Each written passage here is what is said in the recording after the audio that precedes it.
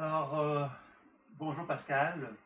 Alors, on va commencer doucement parce que effectivement, j'ai fait des changements sur mon horaire de mon setup d'ordinateur, en fait, ce qui a fait que j'ai dû faire un changement assez rapidement parce que justement l'ordinateur était, le système de conférence ne fonctionnait pas adéquatement sur l'autre système. J'ai fait des tests et tout ça ne marchait pas. Et puis, donc, j'ai décidé de changer un autre système rapidement, ce qui fait que c'est un peu plus juste maintenant. Donc, des questions qui m'ont été posées. Et puis, je vais prendre donc le temps de les présenter doucement, à mesure que les gens, normalement, il y aura d'autres personnes qui devraient arriver. Alors, j'espère que tu vas bien, donc Pascal. Ah, bonjour Laetitia, bonjour. Bon. Excusez-moi, j'ai été un petit peu tard dans le délai pour envoyer les mails, donc je suis un peu conscient. Ça fait, comme je disais tout à l'heure, c'est le changement de système que j'ai fait. Il y avait l'autre système le chat ne fonctionnait pas, je suis assez dommage. J'ai dû le corriger, ça n'a pas fonctionné, j'ai pas compris, et puis voilà. Donc, si vous voulez bien, on va commencer. Alors, j'enregistre le système. Il y a peut-être des voix, vous allez entendre deux voix quand ça va être enregistré, mais bon, on verra comment ça va être quand même. Euh, Moi, ce que j'avais pensé faire au départ pour aujourd'hui, vous allez me dire, évidemment, par le chat, si ça vous convient, dans un premier temps, faire un retour sur un peu tout l'enseignement qui avait été fait. Il y a des gens qui n'ont pas encore remis leur compte rendu de la théorie, tout ça, donc je me disais que ça serait peut-être intéressant pour eux de pouvoir accéder justement à cette vision d'ensemble qui ferait qu'on aurait et que les questions que vous avez peut-être pas encore répondues dans le questionnaire de la formation professionnelle, ben, vous pourriez effectivement me faire part de questionnement d'interrogation que vous avez concernant ça. Alors, je ne vais pas refaire tout le retour de questions qui étaient dans le questionnaire, mais je vais prendre l'ensemble de la formation. Donc, on va prendre un petit peu point par point ce qui a été vu globalement, et vous allez me dire effectivement si ça peut vous aider. Donc, il était une fois une formation en professionnel courts-métrages fort intéressante et qui m'a amené donc à commencer par un début. Alors, le début, c'était un week-end d'introduction qui, il y a longtemps, que vous avez suivi. J'aimerais quand même revenir juste pour comme rappeler les bases qui avaient été faites à ce moment-là. Il y avait donc la pratique de l'enracinement qui était une belle façon, on a dit quoi? C'est une belle façon de se relier à la terre et au ciel, donc de retrouver la position d'aliment. La position d'aliment est importante puisqu'on a tendance en tant qu'être humain à projeter. À projeter, ça veut dire comme ça. Ça veut dire que moi, je projette sur vous, vous projetez sur moi. Ça, c'est une position qui n'est pas horizontale, puis c'est une position verticale. C'est-à-dire que, excusez-moi, une position qui est plutôt dans l'horizon. On va y arriver. On est plus dans une position où on va échanger avec l'extérieur. Et dans cette position où on échange, on va se retrouver à raisonner avec notre entourage. Et ces phénomènes de résonance-là vont faire que notre énergie vitale, justement, va s'épuiser. Puis, puis on va apprendre aussi donc à poser un regard à l'extérieur, mais oublier finalement de garder l'énergie pour soi. Donc la pratique de l'enracinement, sa grande force, pour faire une façon personnelle, c'était d'apprendre justement à mieux gérer cette énergie intérieure, pour être capable de retrouver cette position d'alignement dans laquelle on passe des pieds vers le haut et on ne perd pas d'énergie vers l'extérieur. On est moins en interaction avec l'extérieur. On gère mieux justement cette énergie vitale. De cette façon-là, on est capable donc effectivement d'être moins manipulé par l'extérieur parce qu'on est moins en interrelation, moins en résonance émotionnelle, par exemple, avec notre entourage. Donc, on préserve notre énergie. Donc, la pratique de l'enracinement avait vraiment pour objectif de développer le grand sage en soi, en fin de compte. Alors, évidemment, on n'avait pas tous les outils avec la pratique de l'enracinement, mais on avait quand même déjà compris que garder notre énergie en soi, la préserver, ne pas résonner avec notre entourage, c'était déjà quand même la clé de la pratique de l'enracinement. Puis, suite à ça, on a découvert la pratique, justement, euh, d'éclairage intuitif.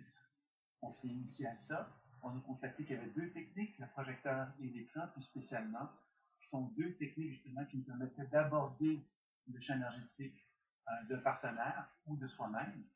Et cette interaction-là, finalement, nous faisait voir que justement le corps, quand je mettais de la lumière dans mon genou, par exemple, j'ai constaté que mon genou voulait me parler, il voulait communiquer avec moi.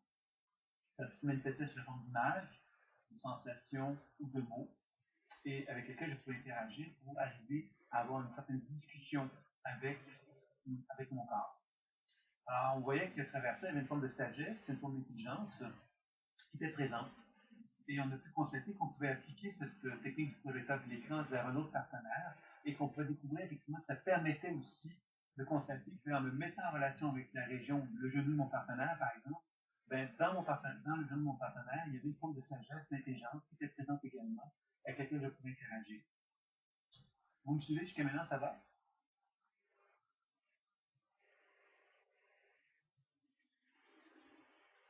Bon, je suppose que oui. Donc, ça, c'était vraiment les techniques d'approche, évidemment.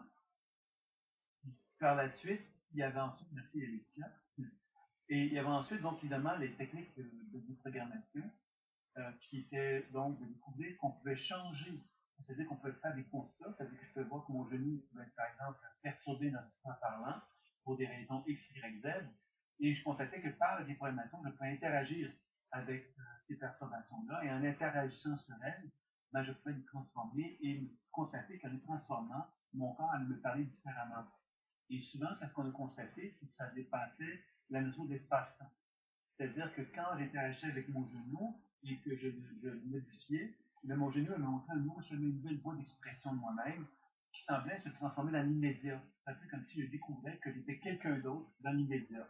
Plutôt que, par exemple, être une victime, par exemple, dans mon genou, j'avais une blessure de victime, ben, je pouvais interagir avec cette blessure-là et constater que cette blessure-là, finalement, me faisait voir autre chose que ce que j'avais pu imaginer jusqu'à maintenant. Voir, par exemple, que j'avais une certaine volonté de m'affirmer, que j'avais jamais osé affirmer pour des raisons de mon enfance, des insécurités, etc. Donc, on constatait que par la déformation, on pouvait accéder à de nouvelles manifestations de soi, de nouvelles façons de se regarder, qui nous rapprochaient de la vérité, finalement, c'est-à-dire de notre vérité.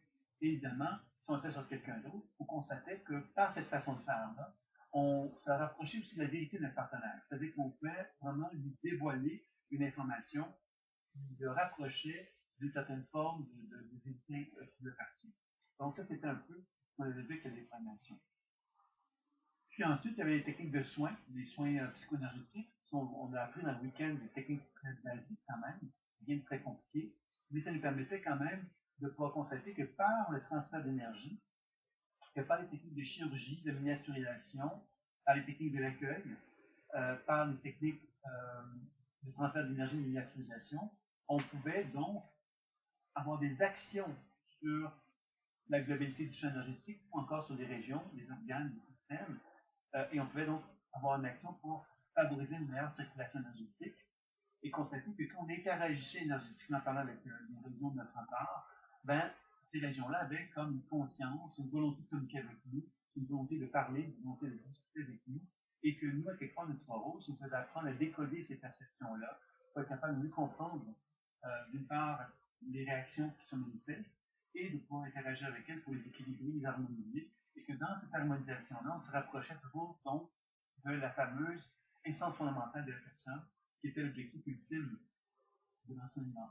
Donc, dans lequel introduction, on avait quand même touché tous ces aspects-là, qui étaient donc finalement un peu les prémices, euh, les bases de ce qui allait être ensuite enseigné dans la formation avancée. Puis, suite à ça, il y a eu donc la formation de base, qui avait donc pour objectif de nous de travailler sur la dimension énergétique du corps. C'était donc d'apprendre justement à faire des soins énergétiques, euh, plus particulièrement au niveau des chakras, de l'aura et des organes et des systèmes. C'était vraiment ça un petit peu l'objectif. Donc, c'est un approfondissement du week-end d'introduction où on apprenait à interagir sur les chakras, d'une part. Donc, on a vu qu'il y a des techniques pour interagir avec nos chakras. Une série de techniques. Hein, on se rappeler qu'il y avait donc la technique d'ouverture-fermeture. Il y avait donc l'équilibre pariculaire. Il y avait également la circulation rotatoire, dans un sens ou dans un autre. Il y a le mouvement ascendant et descendant. Et puis, il y avait également donc la circulation entre les axes, sur le chakra. Donc, toutes ces techniques-là, finalement, ce qu'elles nous ont fait découvrir au niveau du chakra, c'est que les chakras sont une entité, ok, donc une distincte. Il y a 7 chakras, donc il y a 7 niveaux de conscience. On pouvait donc avoir une action sur un chakra particulier et constater que ce chakra-là avait un certain équilibre et que d'autres chakras pouvaient avoir un autre équilibre complètement différent. On avait constaté, entre autres, qu'il était possible de constater qu'il y avait 7 états qu'on allait retrouver dans la pratique en général, 7 états énergétiques. Il y avait donc l'état d'équilibre, qui était donc la qualité d'un rayonnement optimal, c'est-à-dire l'état d'équilibre qui est un corps physique, et autour de moi, j'ai un rayonnement énergétique optimal, équilibré, qui indique bien quelque part que je suis une personne donc en santé, équilibrée avec un potentiel de santé optimal. On avait vu également qu'il y avait le désalignement, qui était mon champ énergétique qui était décentré à gauche, à droite, en haut, en bas, décentré dû à des chocs émotionnels plus particulièrement, souvent des paralysies du système immunitaire, et que souvent, lorsqu'on cherchait à rétablir le réalignement du champ énergétique, cela entraînait souvent des réactualisations émotionnelles chez soi-même ou un partenaire. C'est-à-dire qu'on allait reprendre contact avec des émotions, des souvenirs qu'on avait appris à se déconnecter en fin de compte. Donc, c'est ça qu'on avait vu aussi beaucoup avec le désalignement. Donc, le désalignement était souvent associé à des accidents ou à des chocs, des expériences douloureuses, difficiles. On a parlé donc de situations comme le viol, par exemple, des situations de survie, comme par exemple dans une guerre où on a vraiment peur à la vie, on va vraiment pour se protéger, le corps va devenir finalement, va paralyser certaines régions du corps ou la totalité pour justement se désensibiliser par rapport à une trop grande intensité émotionnelle. Alors, c'est un peu ça qu'on avait vu avec les aliments. On avait vu également, après les aliments, qu'il y avait l'hyper et l'hypo. Donc, l'hyperactivité, vous vous rappelez, c'était le champ énergétique qui vibrait d'une façon beaucoup trop importante. Ce qui veut dire que mon corps physique vibre d'une façon aussi importante, c'est que mon champ énergétique, lui, vibre. Ça veut donc dire qu'il y a une dépense énergétique inutile. Comme ça, on avait appris, nous, à quelque part, à devoir toujours s'énerver en quelque sorte, être toujours dans un dynamisme trop important, parce que justement, on a l'impression que c'est comme ça qu'il faisait fonctionner. Comme ça, on avait reçu un enseignement de cet ordre-là. Et on avait vu que l'hyperactivité favorisait donc une personne qui a envie d'être dans l'action, qui veut toujours faire des choses un peu trop rapidement, si on veut, parce que son mode d'action, c'est l'action, justement. Son mode de façon de fonctionner, c'est d'agir, agir et agir. Donc ça, c'était quelque chose qui était assez, qu'on retrouvait très fréquemment dans l'état d'hyperactivité. On a vu également qu'il y avait l'hypoactivité, qui était donc reliée à un champ énergétique qui est beaucoup plus lent, donc une vibration beaucoup plus lente par rapport à l'hyperactivité. Cette hypoactivité-là, évidemment, elle est beaucoup en relation donc avec une personne qui a appris justement à prendre son temps. Parce que justement, elle ne devait pas faire d'erreur, elle était un peu perfectionniste, elle était prise par les détails, donc elle veut faire des choses très lentement pour être sûr que tout va se faire correctement. Donc, évidemment, cette personne-là est beaucoup plus lente que la moyenne. Elle va prendre beaucoup plus de temps à faire les choses. Parce que justement, elle va avoir l'impression, quelque part, que l'exigence euh, de la vie, à quelque part, nécessite pour elle, en tous les cas, beaucoup plus de temps que l'hyperactif. L'hyperactif, c'est quelqu'un qui va aller dans l'action et qui va foncer, et qui ne va pas toujours réfléchir, et qui va faire les choses de façon un petit peu rapide. L'hypoactif, c'est quelqu'un qui va vraiment être avec une lenteur, peut-être trop grande lenteur, mais qui est beaucoup plus dans la perfection. Et évidemment, l'inflammation, l'effet hyperactif va favoriser donc la surchauffe intérieure, donc la tendance à la sécheresse. Et l'hypoactif va favoriser la stagnation, c'est-à-dire que les liquides du corps vont tendre à être moins rapides, moins plus lents, qui va favoriser donc l'accumulation de déchets dans le corps humain. Ça, c'est deux grandes tendances qu'on peut retrouver chez l'hyper et l'hypo. Suite à ça, on avait vu effectivement qu'il y avait l'hyper surchargé et l'hypo surchargé. Donc, l'hyper surchargé, évidemment, c'est que le champ est toujours très rapide, sauf qu'on observe des zones où il y a le champ énergétique qui va s'affaisser dans le corps. C'est-à-dire que le champ énergétique n'est pas en rayonnement partout équilibré. C'est-à-dire qu'il y a une forme d'hyperactivité, mais des endroits où il y a des manques énergétiques. Comme si la surcharge faisait en sorte qu'il y a des régions du corps qui ne sont plus capables de produire de l'énergie, qui sont des indices donc de déséquilibre plus importants et qui sont souvent associés à des problèmes de santé. C'est-à-dire qu'on met notre main au niveau du champ énergétique et on va constater que le champ énergétique n'est pas tout à fait équilibré ou harmonieux, ou qu'il y a un affaissement énergétique. Ça veut donc dire que la région en question n'est pas capable d'absorber la lumière et d'en réémettre. C'est qui veut donc dire qu'il y a une perturbation. Et cette perturbation, si on met notre main au niveau du champ énergétique, dans le cas de l'hyperactif surchargé, on va souvent sentir une énorme chaleur très intense, ou des picots. On va sentir des aiguilles sur nos mains, qui indiquent bien qu'il y a quelque chose de très chaud, de très fort, de très puissant trop d'énergie justement dans la région et qui va finalement entraîner des inflammations, des problèmes inflammatoires entre autres dans l'organisme. Et ça va souvent entraîner aussi bon, en fait, c'est beaucoup de processus inflammatoires qu'on pourrait décrire dans l'hyperactif surchargé. Dans l'état hypoactif surchargé, on va retrouver le même phénomène. Donc, on met nos mains, on va sentir le champ énergétique qui va être hypoactif, donc une vibration beaucoup plus lente, mais on va ressentir des manques de la même façon que l'hyperactif surchargé. Ces manques-là, évidemment, on va les percevoir dans nos mains différemment. On va mettre notre main au bout d'un hypoactif surchargé et on va souvent constater que l'énergie, elle est comme sale. Elle est comme de la melasse, comme quelque chose de très collant. On va sentir que c'est quelque chose comme pollué. On va avoir besoin de se laver les mains. Donc, on fait des trucs avec des gens qui ont beaucoup d'hypoactifs comme ça, parce que ça veut dire quoi? C'est donc dire que le champ énergétique est tellement encrassé, on va dire ça comme ça, tellement d'accumulation, que même l'énergie, elle devient comme on a l'impression, justement, on sent cette espèce d'énergie très, très congestionnée, qui indique justement qu'il y a une forme d'acidité assez importante qui s'est formée dans ces régions-là et que le corps n'est plus capable de nettoyer cette acidité-là. Donc, il y a vraiment quelque chose de très congestionné qui va en résulter à ce moment-là. Donc, ça, c'était pour l'hypoactif surchargé. Puis, évidemment, on avait vu qu'il y avait l'épuisement aussi, qui était un état, on peut le décrire de deux façons, l'épuisement. Le premier état d'épuisement qu'on pourrait décrire, c'est quelqu'un qu'on regarde et son champ énergétique est absent. C'est-à-dire qu'il y a un affaissement global de son champ énergétique et on pourrait regarder au niveau de ses chevilles, par exemple, au niveau de ses mollets, et là, on percevrait un champ énergétique. Un peu comme si la personne avait perdu toutes ses ressources vitales et qu'elle était épuisée, tout simplement, et que tout son organisme était dans un état d'épuisement. Alors, dans ces conditions-là, évidemment, on va souvent rencontrer ça chez des gens qui sont très, très malades, par exemple, parce qu'évidemment, ils ont des batteries à terre, ils n'ont plus la capacité donc de pouvoir justement générer une certaine force, une certaine vitalité pour pouvoir se recrinquer, comme on dit. Donc, c'est des gens qui ont besoin d'être revitalisés, bien évidemment. Ça, c'est un certain type d'épuisement. L'autre type d'épuisement, c'est que globalement, tout le champ énergétique va être présent, sauf que le champ énergétique va être très, très, très, très faible. Et il va y avoir beaucoup d'espaces dans lesquels des congestions sont présentes, c'est-à-dire des affaissements énergétiques. Donc, on va vraiment percevoir à ce moment-là quelqu'un qui a un champ énergétique qui est très froid, en général, et qui va finalement être très, très faible d'une façon globale. Donc, on voit à ce moment-là qu'il y a une personne qui a des ressources vitales, mais qui sont très, très faibles. C'est un niveau d'épuisement un peu moins élevé que celui que j'ai décrit en premier lieu. On dit souvent que dans le cas d'épuisement, la première chose qu'on va proposer à quelqu'un, ce serait de faire une cure de repos. Une cure de repos, c'est que la personne ne se met pas dans une position où elle s'oblige à faire des choses pour être active, mais au contraire, se permet de ne pas être active pendant un certain temps pour permettre justement l'énergie de redevenir présente en elle. Donc ça, c'était pour les 7 états. Alors, on a vu qu'il y avait donc 7 chakras, il y avait donc 7 structures bien distinctes.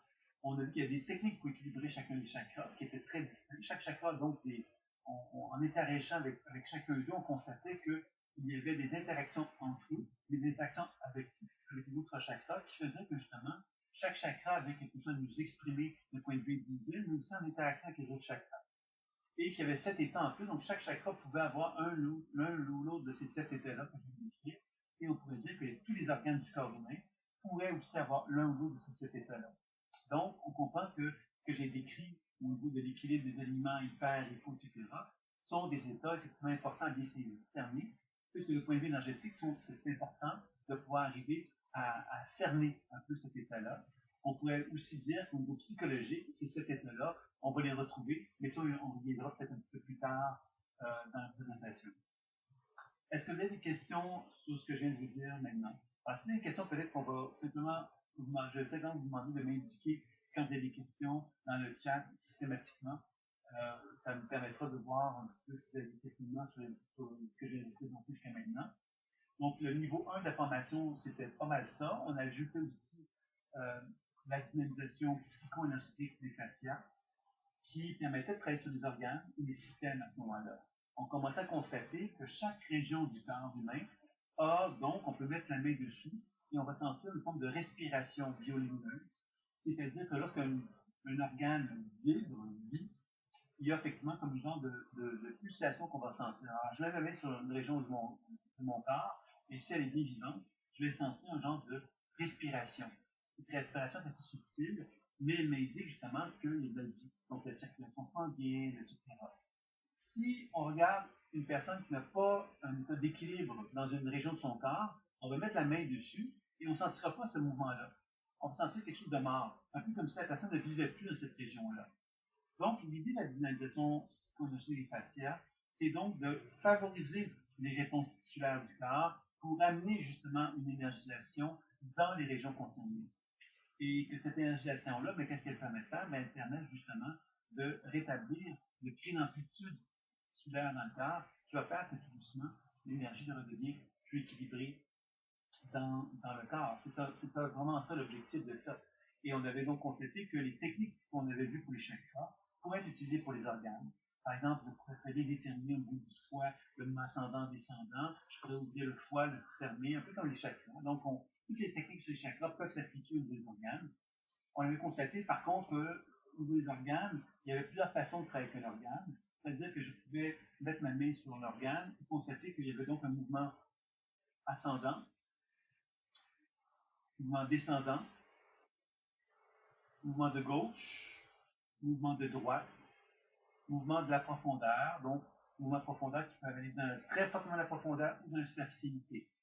Donc, à travers ça, évidemment, je pouvais constater que mon interaction avec un organe pouvait amener, par toutes ces techniques-là qu'on vient de proposer, mais peut amener plein d'animations, plein d'agitations qui pouvaient faire que le corps ne parle plus, mais aussi plein de techniques pour équilibrer le corps aussi.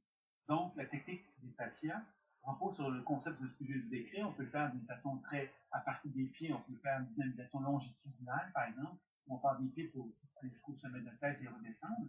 Mais on peut aussi le faire sur un organe, ce même mouvement longitudinal. Donc, toutes les techniques sur les fascias partent du principe que les cellules du corps, une cellule du corps, est en étroite relation avec toutes les cellules du corps. Donc, si je travaille sur une cellule, mais je travaille sur toutes les autres cellules du corps. On pourrait voir ça comme ça. Donc, le travail sur les fascias consiste à reconnaître cette réalité-là, alors que dans le soin énergétique des chakras, ou d'une façon plus générale les techniques énergétiques, ben, on va être moins en train de travailler sur la matière, on va plus être en mesure de travailler sur l'énergie. Alors, quelle est la différence entre travailler sur l'énergie et travailler sur les fascias, par exemple? Ben, il faut comprendre que l'énergie, c'est quelque chose, effectivement, qui est universel. Moi, j'envoie de l'énergie universelle, c'est merveilleux, c'est fantastique, c'est extraordinaire. Quand on travaille sur les fascias, on travaille plus dans la matière. La matière, c'est comment moi, en tant qu'être humain, je reçois l'énergie universelle. Donc, déjà, je suis en train d'avoir une attention un petit peu particulière. Je reconnais que l'énergie universelle est omniprésente chez tous les êtres humains sur Terre et que moi, je suis animé de cette énergie universelle. Par contre, mes structures tissulaires, mes organes, mes systèmes sont protégés et ont bloqué quelque part euh, ma capacité à recevoir l'énergie universelle parce que justement, cette énergie universelle, elle amplifie mon corps, elle amplifie mon champ et je ne suis peut-être pas capable d'absorber cette énergie universelle en moi parce que justement, j'ai des réticences, j'ai des blocages au niveau de mes chakras, je ne suis pas capable d'absorber toute la grandeur de l'énergie universelle qui peut se manifester en moi. Donc, on comprend que l'alternance entre les techniques énergétiques et celles des fascias va nous permettre de faire une belle synthèse de notre compréhension au niveau des organes et des systèmes du corps humain.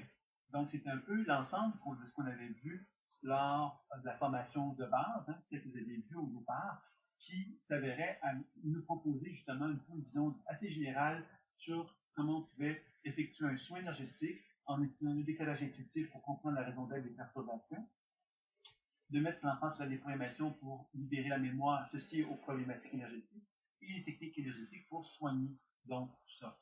On avait vu également qu'il y avait des chaînes causales, c'est-à-dire que les organes, les systèmes du corps, il y avait comme des perturbations qu'on peut observer chez un être humain, et ces perturbations-là étaient souvent en relation avec des composantes, des composantes énergétiques d'organes qui avaient développé donc des perturbations. Je vous donne l'exemple de ça, l'insomnie. On avait vu l'insomnie, vous en rappelez sans doute. On avait vu que le cœur, lorsqu'il est très très tendu, il n'arrive pas à relaxer, on est trop stressé, ben le cœur n'est plus capable justement de descendre. Donc, comme il n'est plus capable de descendre, ben, il n'est pas capable de se relâcher. Et souvent, qu'est-ce qui arrive, c'est que quand on se couche la nuit, on n'est pas capable effectivement de se détendre et on n'arrive pas à dormir. Alors ça, c'est un symptôme d'insomnie. On avait vu que le foie pouvait aussi provoquer l'insomnie, parce que le foie peut être très tendu aussi, et entraîner de la chaleur qui monterait vers la tête et qui mettrait dans une position où on n'arriverait pas à se détendre non plus par rapport à une volonté de sommeil. On a vu que les reins pouvaient être aussi impliqués dans le sommeil C'est-à-dire que dans certaines conditions, lorsqu'on n'est pas capable de bien descendre l'énergie des reins vers les bas, le mouvement descendant est faible dans les reins, ben, automatiquement, l'énergie des reins va remonter trop fortement et va produire de la chaleur, par exemple, et nous empêcher de dormir. Alors, vous voyez que juste pour donner un exemple, on a vu ici que l'insomnie peut être provoquée par trois causes. Les trois causes sont différentes. Chaque être humain n'a pas ces trois organes-là impliqués dans l'insomnie. Il peut y avoir des gens qui ont vraiment des organes beaucoup plus perturbés que d'autres. Donc ça, c'est quelque chose d'assez important donc, à tenir compte par rapport à la dimension énergétique. Alors, bonjour Brigitte, bonjour Suzanne, donc de nouveaux arrivés, donc bienvenue. Alors, jusqu'à maintenant, ce que je viens de faire, c'est une présentation de la formation de base, qui était une formation plus énergétique, orientée plus dans les chakras, les organes, les systèmes. On avait vu beaucoup de fascia, on avait vu également la relation psyché-corps, puisqu'on avait compris que chaque organe avait des composantes psychologiques. Chaque chakra a des composantes aussi psychologiques et énergétiques. C'est pour ça qu'on parle de psycho-énergétique. Quand on aborde la santé, on ne peut jamais aborder la santé sans tenir compte de l'aspect psychologique et vice-versa. Donc, le niveau de formation de base, la première formation de base, elle avait vraiment pour objectif de nous amener à pouvoir justement faire un travail intéressant sur ce niveau-là, qui était la relation psyché-corps. Bonsoir Thibault. Alors, je suis surpris que Thibault soit là, puisque vous m'avez dit partant en Inde, je ne sais pas si c'est de retour, Thibault. Je pense que c'est des petits apartés que je fais, je m'en excuse. Mais pour peut-être justement permettre de faire une détente, parce que c'était une assez dense au début. Alors, je ne sais pas s'il y aurait des questions sur l'ensemble de la formation, de la présentation de la formation de base, qui vous a donc donné une idée quelque part de ce que c'était qu'on avait vu dans le côté, dans la formation de base, donc l'aspect énergétique. Alors, je pense qu'il y a des questions sur ce niveau-là. Moi, j'ai fait un résumé. Évidemment, je n'ai pas abordé tout en détail, mais j'ai quand même donné un résumé. Donc, s'il y a des questions, ce serait le moment de me les poser. Je pourrais peut-être déjà répondre à une question que Pascal m'avait posée, pendant que vous pouvez peut-être chatter, me donner une question que vous avez. Pascal me faisait part du problème de la schizophrénie. Il se posait des questions sur la schizophrénie. Je vais peut-être répondre d'un point de vue énergétique à la schizophrénie, et on pourrait y revenir d'un point de vue plus psychologique dans un deuxième temps, après, lorsqu'on va aborder les autres niveaux de la formation que vous avez expérimenté. Alors, je sais qu'il y a des gens qui n'ont pas vu toute la forme de la formation, mais j'avais quand même envie de vous inclure pour que justement vous fassiez une présentation, de savoir où vous en êtes, de vous initier un petit peu le moment là, pour discuter ensemble des questionnements, des interrogations que vous pouvez avoir sur toute la pratique en profitez-en. C'est un moment qui a lieu là, et de toute façon, régulièrement, vous aurez accès à des rencontres que vous souhaitez, qui pourront vous permettre justement de refaire un petit retour aux sources là, par rapport à l'enseignement de différents enseignements, mais ça, je vais revenir à la fin de ça. Donc, la schizophrénie. Alors, la schizophrénie, évidemment, quand on parle de schizophrénie, il y a des gens qui vont nous dire que c'est un problème psychologique, d'autres vont nous dire que c'est un problème physique, d'autres vont nous dire que c'est un problème énergétique, d'autres vont nous dire que c'est pour une identité, bon, il y a plein de visions, de causes qu'on peut donner à cette maladie-là. Alors, évidemment, on n'est pas psychiatre, on n'est pas médecin, donc on n'a pas à identifier, nous, une personne qui est schizophrène, on n'a pas à l'étiqueter.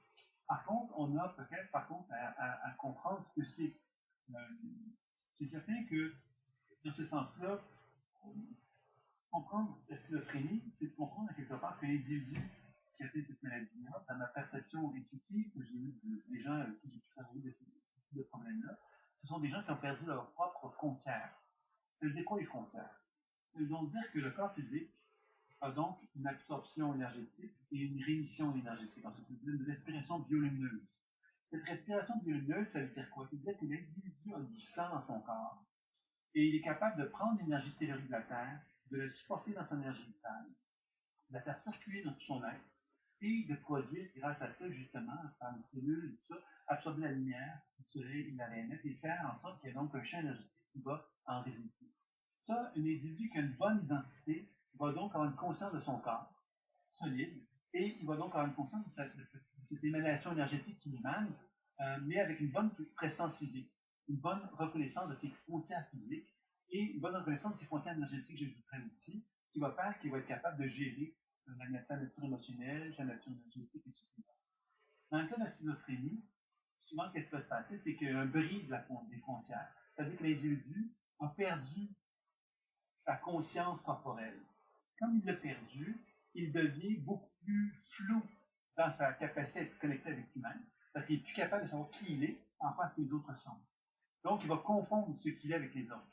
Alors, c'est des gens qui vont finalement avoir l'impression que, par exemple, souvent des gens qui peuvent avoir le sentiment que des personnes peuvent envahir leur espace.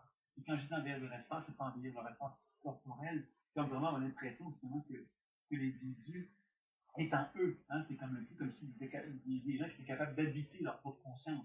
Donc, c'est là qu'on va parler d'identité. Hein? Ces gens-là vont souvent avoir l'impression qu'ils sont habités par d'autres individus. C'est pas nécessairement qu'ils sont habités par d'autres individus, comme le fait qu'ils n'ont pas de frontières, qui fait que le moindrement qu'on n'a pas de frontières, on se sent envahi par tout ce qui se passe autour de soi. Donc, on est beaucoup plus fragile émotionnellement parlant pour cette raison-là. Et pourquoi on a cette difficulté avec nos frontières? Ben, la schizophrénie, c'est souvent associé donc à des traumatismes, évidemment, d'enfance, évidemment, qui vont faire que nos frontières ne vont pas être solides, notre façon d'avoir été éduqués, etc. Mais évidemment, il y a des traumatismes dans la vie qui peuvent aussi entraîner ces frontières à se découvrir, d'une fragilité psychologique. Et également, la prise de médication importante, de drogue particulièrement, va aussi favoriser ce genre de situation-là également. Alors, évidemment, bon, il y a des antécédents, quelqu'un qui a des antécédents psychiatriques, par exemple, dans sa famille, ben, évidemment, peut avoir aussi un impact à ce niveau-là. Donc, c'est sûr que quand nous, on rencontre quelqu'un qui est atteint de schizophrénie, nous, on n'a pas à le diagnostiquer, c'est donc un médecin qui nous va le diagnostiquer, un psychiatre normalement. Actuellement, le schizophrène est suivi par un psychiatre. Et dans ces conditions-là, bien évidemment, on doit tenir compte de cette réalité-là, c'est que la personne est suivie. Donc, notre rôle à nous, ce sera donc de chercher justement à l'aider à renouer contact avec ses frontières. Alors, moi, j'ai travaillé avec des gens atteints de schizophrénie à quelques reprises. J'ai eu d'excellents résultats, mais en même temps, j'ai constaté que la grosse difficulté, c'est l'encadrement. Ces gens-là ont besoin d'un encadrement assez serré, de les suivre, etc. Ils n'ont pas nécessairement beaucoup de moyens financiers. Donc, on peut essayer évidemment de s'organiser pour leur donner les meilleures conditions, mais ça demeure quand même difficile dans certaines circonstances de pouvoir les aider comme on le souhaiterait, comme on le voudrait. Donc, moi, j'avais travaillé en fait avec une personne qui avait énormément aidé, mais en même temps, bon, plusieurs années, j'ai perdu pendant 3 années à peu près. Et quand j'ai repris contact, j'ai eu de nouvelles de cette personne-là, qui est par sa compagne. Et malheureusement, elle venait de se suicider 3 années après que je l'ai vu une fois. Pourtant, on arrivait à des très bons résultats. Sauf qu'évidemment, on faisait un chemin ou deux, il repartait, ça faisait bien pendant une année ou deux, et ensuite il revenait me voir. Alors, c'est un peu la situation souvent qui était présente, mais on était parvenu à de très bons résultats simplement en faisant des soins énergétiques et en travaillant sur ces dissociations, parce qu'il faut comprendre que les schizophrènes ont des dualités importantes dans leur structure énergétique et psychologique. Ils ont des conflits intérieurs, ils ne sont pas capables de les gérer, et quand ils ne sont pas capables de les gérer, ils n'arrivent pas à trouver une forme d'unité en eux. Donc, ils sont toujours dans une espèce de dissociation importante, et le travail doit consister justement à réunifier finalement leur phase de dissociation. Euh, donc, il y a Suzette qui me dit effectivement que ça peut arriver qu'on va envahir, que le schizophrène peut envahir les autres. Bien évidemment que le schizophrène, dans un premier temps, se sent envahi. C'est évident que parce qu'il se sent envahi, il va développer une forme de délire. Le délire va inévitablement avoir une implication sur les autres. C'est-à-dire qu'il va porter dans ces délires-là quelque part les autres. Alors c'est certain que c'est quelque chose qui qui va inévitablement entraîner cette forme de tendance à aller vers l'extérieur à ce moment-là, évidemment. Et c'est sûr que c'est là qu'on va constater justement que la personne ne coule pas rond chez elle, parce qu'elle va comme manifester des délires qui n'ont pas sur la réalité par rapport à des relations, des situations, etc. Donc c'est là qu'on va pouvoir mieux comprendre que ça ne fonctionne pas bien chez cette personne-là. Ensuite, donc, Thibault qui me dit qu'actuellement, qu'il accompagne 2 personnes schizo, la notion du temps est effectivement très importante pour poser une structure d'énergie. Tout à fait. Puis, comme je disais tantôt, si on se rappelle ce qu'on a vu dans l'aspect énergétique, on doit se rappeler que les organes c'est la matière. Alors, quand on travaille sur les fascias, au niveau des organes, on travaille sur la matière et c'est évident qu'on travaille sur la structure et qu'on travaille justement sur la libération émotionnelle des structures parce que en travaillant les tissus, on va beaucoup plus favoriser la réactualisation d'émotions et souvent chez des gens qui sont très dissociés, très déconnectés, on peut travailler sur cette structure des fascias, ça peut beaucoup, beaucoup les aider. En même temps, il faut faire très attention Puisque des gens qui ont des frontières fragiles, mais évidemment, si on commence à travailler sur leur structure, mais évidemment, il faut très, très bien les accompagner. Il faut être très, très attentif à comment ils vont réagir, parce qu'évidemment, il peut y avoir des grandes réactions qui peuvent en résulter, parce qu'ils peuvent être en résistance à habiter des régions de leur corps. Plus particulièrement chez les gens sont schizophrènes, les schizophrènes ont souvent cette espèce d'impression d'être envahis, ou d'avoir une entité en eux, parce que justement, ils ont une partie de leur corps qui habite tout. C'est évident que ces parties-là qu'ils habitent pas sont reliées à des énergies qu'ils rejettent et qu'ils refusent. Donc, il y a tout un travail de réunification à faire. C'est pour ça que bien comprendre la situation avec un schizophrène, ça va beaucoup aider pour entreprendre une démarche thérapeutique avec eux. Évidemment, quand je vous en ai déjà parlé, quand on fait des gens qui sont schizophrènes, il y a des degrés divers dans la schizophrénie. C'est bien évident qu'on doit être attentif au travail intuitif. On ne peut pas se permettre de dire à des gens qui sont schizophrènes des choses trop, entre guillemets, qui pourraient les entraîner, les nourrir dans leur fantaisie ou les nourrir dans leur délire. On doit énormément être très terre à terre et très, très concret et les éviter justement à se rappeler quelque part comment le concret est fondamental dans leur intervention dans la vie parce qu'ils ont tendance, eux, à ne pas donner d'importance à la matière. Ils vont donner beaucoup plus d'importance au subtil. Et c'est pour ça qu'il faut faire attention, parce que nous, notre rôle, c'est souvent de faire appel au subtil. Alors, je pense que c'est important, donc, de quand on fait des schizophrènes, de bien comprendre que, oui, comprendre leur situation, comprendre ce qu'ils sont, mais de ne pas les nourrir dans leur délire, ça sera quelque chose d'important aussi. Alors, Thibault me disait, je travaille en collaboration avec le psychiatre pour le dosage des médicaments, et je me suis rendu compte que si le dosage est trop fort, la sensibilité est étouffée. Euh, Malheureusement, c'est justement un des problèmes qu'on rencontre dans la médication de façon générale, que ce soit pour les schizophrènes, que ce soit pour les gens malades. Malheureusement, les gens qui sont avec des médications importantes, ça les rend moins sensibles et leur corps devient moins capable de répondre aux soins énergétiques. Parce que justement, le corps devient moins réactif. Des gens qui sont dépressifs, par exemple, ils vont prendre des médications pour être moins dépressifs. Mais ces médications-là vont souvent réduire leur énergie et vont souvent les réduire leur sensibilité. Alors, ces gens-là vont se sentir mieux, pas parce qu'ils sont mieux, tout simplement parce qu'ils sont moins attentifs à ce qui se passe en eux. Et c'est pour ça que c'est difficile des fois de faire un travail avec ces personnes-là. Ça ne veut pas dire que c'est pas possible. Hein. C'est possible de travailler avec eux, mais il faut être conscient qu'il y a un niveau de sensibilité qui est moins grand chez eux. Donc, on doit être attentif à comment on peut travailler avec eux en tenant compte de cette réalité-là. Ça, je pense que c'est quand même assez important de tenir compte de cette réalité-là. Il y a Pascal qui dit tu vas beaucoup travailler sur l'enracinement. Bien sûr que quelqu'un qui a atteint de cette maladie-là, l'enracinement est une technique, comme je disais tantôt, qui est subtile. Bien sûr qu'on peut travailler avec l'enracinement, mais moi j'aurais tendance à proposer un enracinement dynamique, un enracinement dans lequel le mouvement corporel va être présent, dans lequel je ferais faire des exercices, dans lequel je ferais expérimenter l'enracinement de façon très très concrète, mais dans le mouvement. Donc j'essaierai de l'amener dans le mouvement, dans l'action, pour qu'il comprenne qu'il fasse quelque chose en physique et que par les actions physiques qu'il fait, il y a de l'énergie qui monte en lui. Je pense que c'est dans un cas, c'est toujours des cas par cas, hein, mais j'ai l'impression que ce type de fonctionnement-là m'apparaîtrait beaucoup plus proche du gros bon sens face à une personne qui a fait de schizophrénie. Donc, ça, c'est un petit peu la partie par rapport à la schizophrénie que je voulais faire. Donc, je ne sais pas si vous avez des commentaires, des questionnements. Vous pouvez toujours donc chatter. Moi, je regarde toujours ce que vous écrivez par rapport à ça.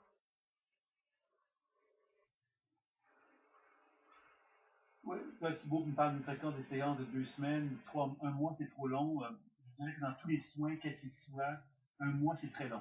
Un mois, c'est une personne qui va être autonome ou qui a vraiment, qui ne veut pas faire autrement.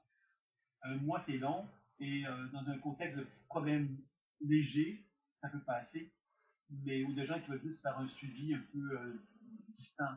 Mais quelqu'un qui veut faire une démarche thérapeutique, on doit penser à une rencontre par semaine, une rencontre par 2 semaines maximum.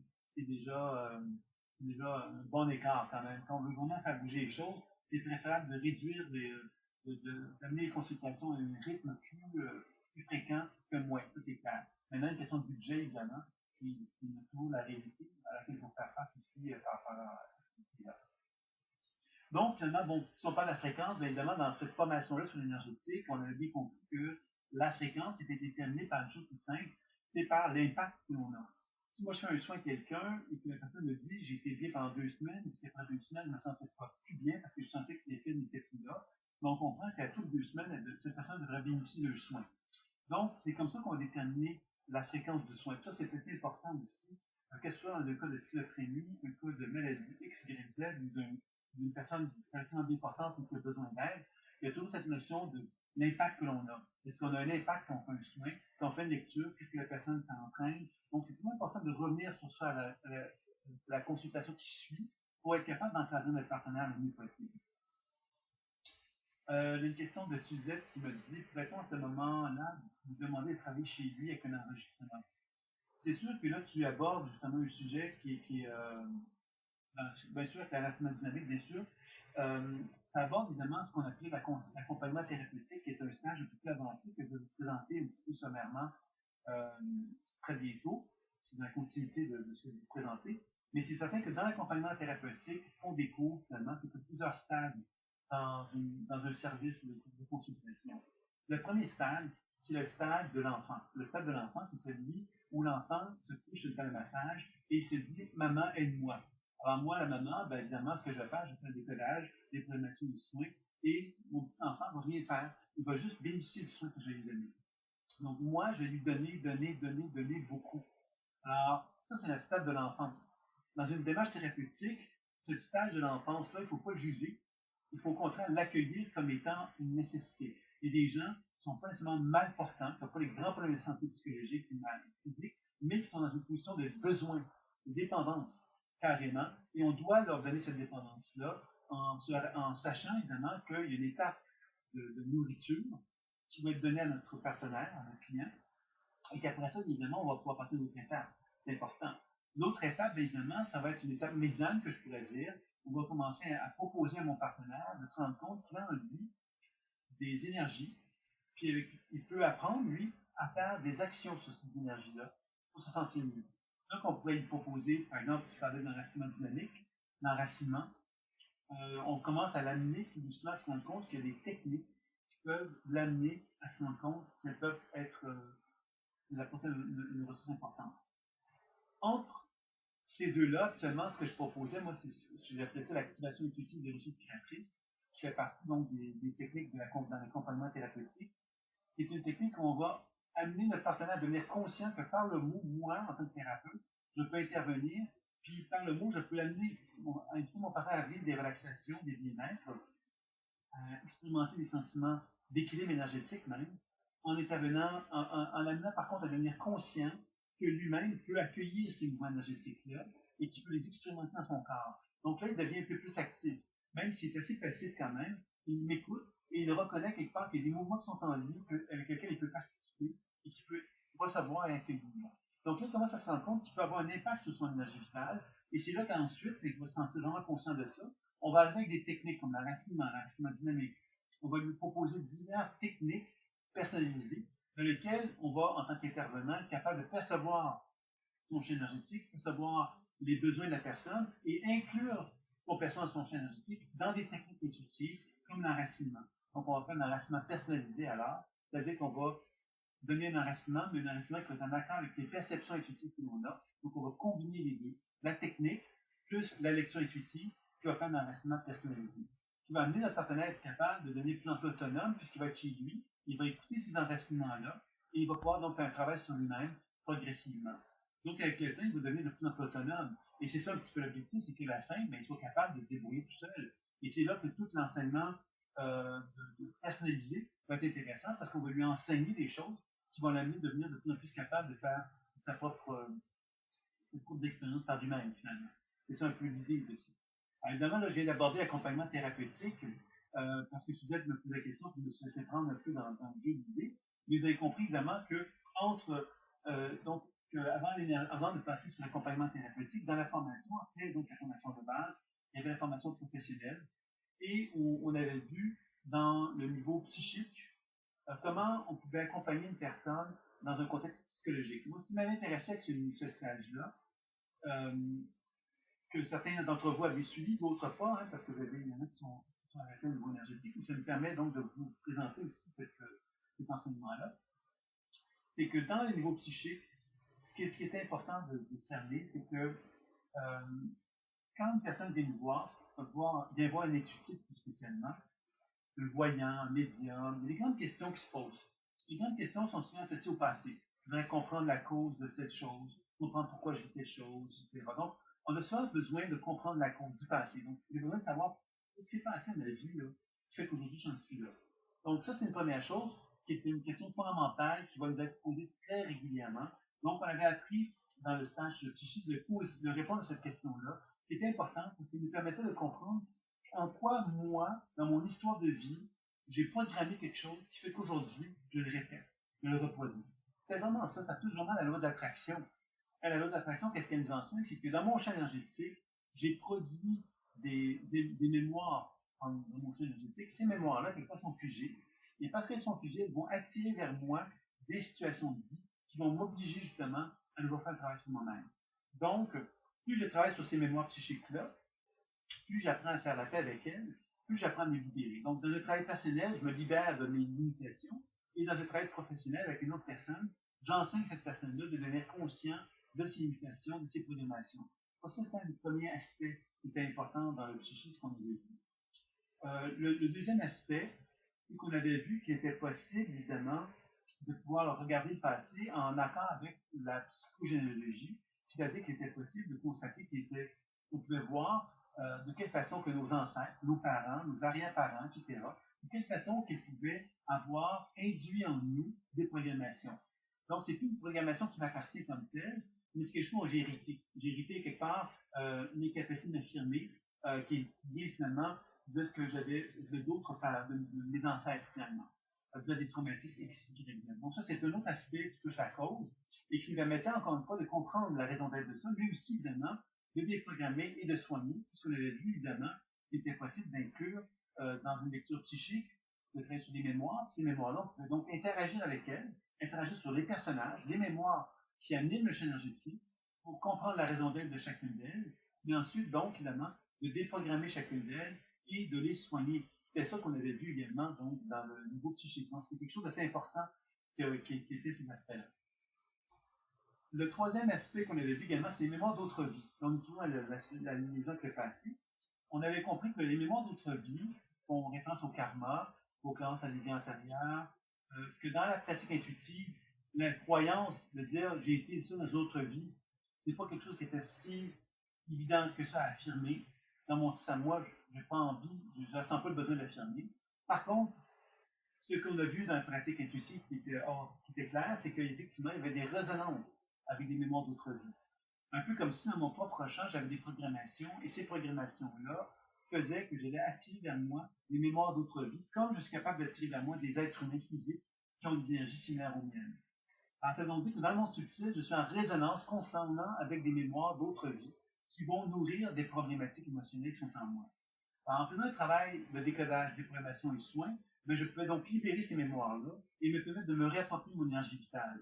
On a vu qu'en travaillant de cette façon-là, on pouvait travailler aussi sur des gens qui se disent possédés ou se disent en relation avec des phénomènes paranormaux, parce que quelque part, en travaillant sur ces mémoires-là, on a un impact justement sur la chaîne énergétique et on libère justement les impacts émotionnels trop importants qui peuvent exister en certains cas dans des résonances avec des mémoires d'autres vies. On avait compris, entre autres, que dans certains cas, les résonances avec des mémoires d'autres vies pouvaient être tellement puissantes et fortes qu'elles pouvaient générer des phénomènes paranormaux. Alors, ça, c'est quelque chose qui peut arriver. C'est plus rare, mais c'est quelque chose qui peut arriver. Et finalement, la façon de travailler tout ça est de la même façon toujours. C'est qu'on travaille sur la mémoire. On va donc se mettre en relation avec la mémoire qui est à l'origine de perturbation. On va donc faire du décalage étudié pour comprendre sa raison d'être, déprogrammer la mémoire, c'est donc à libérer sa programmation, et ensuite soigner pour que l'énergie renoue le contact avec notre partenaire, pour que justement l'énergie redevienne de plus en plus circulaire. Donc ça, c'était les trois grands volets face au passé, je dirais, qu'on avait vu au niveau de l'aspect psychique. On a vu également qu'il était possible de travailler sur les relations interpersonnelles. Donc, moi, ça m'est tellement arrivé souvent que les gens viennent me voir en me disant, j'aimerais ça que tu me parles de ma relation avec ma compagne, ou avec mon compagnon, avec ma mère, mon père, mes enfants. Bon. Alors, c'est un thème très, très fréquent, donc ça m'intéressait important que vous soyez capable de pouvoir justement être capable d'effectuer donc des lectures pour comprendre les dynamiques relationnelles qui existent entre vous et un partenaire, mais aussi entre un client et des gens de son entourage. C'est quelque chose qui est assez important. On se rappelle évidemment qu'on n'a pas le droit de faire des lectures étudiées à une personne sans son autorisation. On a mis une nuance, vous vous en rappeler, c'est qu'il était possible de faire une lecture sur une dynamique relationnelle, afin de favoriser un mieux-être dans la relation de la personne avec cette autre personne-là. C'est ça l'idée. Donc, c'est ça un petit peu qu'on cherche à faire dans des lectures intuitives où on met en relation un partenaire et lui-même, ou un partenaire plutôt client et une autre personne qui n'est pas présente, qui n'est pas consciente qu'on fait un travail sur elle, qu'on travaille sur la dynamique relationnelle pour l'améliorer. Le fait que la dynamique relationnelle devient plus équilibrée permet donc de favoriser une meilleure équilibre, une meilleure harmonie, je dirais, entre soi, entre le client en fin de compte, et la personne en question. D'ailleurs, il suffit de penser à la fameuse loi de l'Ho'oponopono, en quelque part, qui même dans justement cette notion-là, qui ressemble beaucoup à la technique de l'accueil. On parle du pardon dans ce cas-ci, mais l'accueil, qu'est-ce que c'est? C'est une forme de pardon, mais énergétique. C'est-à-dire que moi, je peux très bien dire intellectuellement, je pardonne à telle personne qui s'est passée. Mais quand je fais la technique de l'accueil, je comprends que quand je prends le temps d'envelopper une énergie et que je l'amène dans mon cœur, ben évidemment, ce que je suis en train de faire, c'est un acte de pardon, mais vraiment un acte de pardon qui n'est pas intellectuel, mais qui est vraiment énergétique. Donc, c'est intéressant aussi de se rappeler de cet aspect-là, une parenthèse qui est intéressante, qui peut être intéressante de se rappeler. Ensuite de ça, par rapport à l'aspect psychisme, on avait vu également qu'il était possible de constater que la mémoire avait deux grandes couleurs. Les mémoires sont, quelles qu'elles soient appartenant au passé, présent, futur, elles sont soit limitatives. Les mémoires limitatives, qu'est-ce qu'elles sont? Ce sont les mémoires qui répètent, c'est les mémoires qui sont programmées. Alors, toute forme de mémoire qui est programmée, elle va répéter toujours la même chose. Si elle n'est pas animée d'un potentiel évolutif, elle répète toujours la même chose.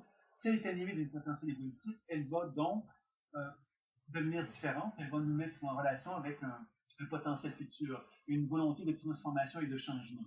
Alors, notre travail, nous, quand on fait le travail sur les mémoires, c'est de toujours effectivement reconnaître la limitation des mémoires, mais de toujours l'inviter par un soin, par une déprivation, à ouvrir la porte à une modification de son champ pour que tout doucement, il y ait une transformation qui puisse être présente.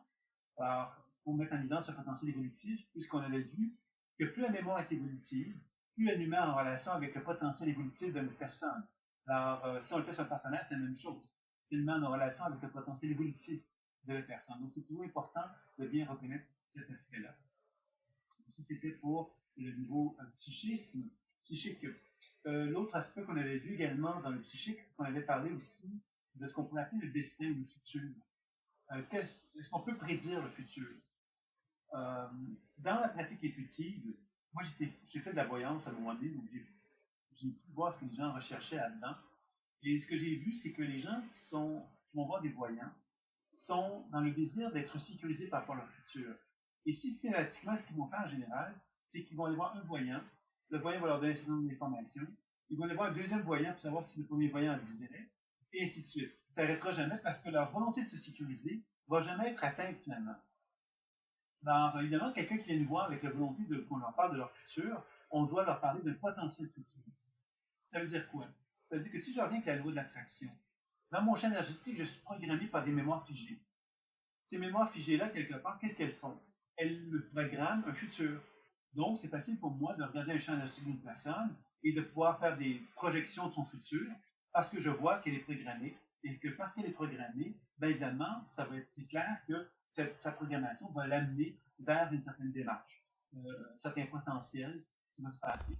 Alors, plus je comprends cela, plus je parviens justement à pouvoir donc comprendre que le travail sur soi est important afin d'actualiser un futur qui soit de plus en plus en harmonie avec soi et qui soit de plus en plus équilibré. Alors, on va me dire, mais pourquoi il y a des gens qui font pas de travail sur eux-mêmes puis que leur futur, leur vie est extraordinaire? Bien évidemment, on n'a pas, la vie n'est pas nécessairement juste et on est avec effectivement un certain bagage d'informations qui proviennent de nos parents, de nos ancêtres. On résonne avec des mémoires d'autres vies. On se retrouve donc avec un certain bagage. Et ce bagage-là va effectivement créer une structure, une grande histoire de vie. Et toute notre vie, ce qu'on va chercher à faire, c'est se dégager. Se dégager de cette histoire programmée pour qu'on puisse accéder justement à notre essence fondamentale de soi. Il y a des gens qui ont plus accès facilement à ça parce qu'ils ont eu un encadrement plus heureux, ils ont eu des conditions plus favorables. Et tant mieux pour eux, mais il y a d'autres gens qui ont nécessairement un travail plus important à faire. Je pense que l'important en tant que thérapeute, évidemment, c'est d'accueillir à quelque part l'idée que quelqu'un qui a un gros travail à faire sur Terre a peut-être justement donc un potentiel évolutif plus élevé, donne l'occasion de pouvoir évoluer, de pouvoir avancer plus fortement. Donc, c'est tant mieux. Et que s'il s'en donne l'occasion, ça peut être une belle occasion pour lui d'avancer, de progresser. Donc, on peut voir ça un peu comme ça ici. Donc, ça, c'était pour le niveau psychique. Maintenant, je ne sais pas s'il y a des questions maintenant sur ce que je viens de vous parler dans ce niveau-là de stage qui était le psychisme, concernant donc les thèmes que je viens de voir ou d'autres thèmes que je n'ai pas abordés que vous aimeriez que j'aborde là.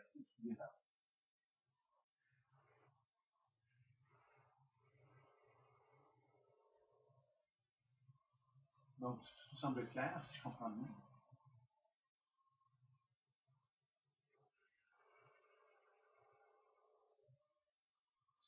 Alors, je prends une pause pour justement permettre l'information de vous détendre, puisqu'on a quand même affaire à un niveau analytique rapide. Donc, ça vous permet peut-être de digérer l'information.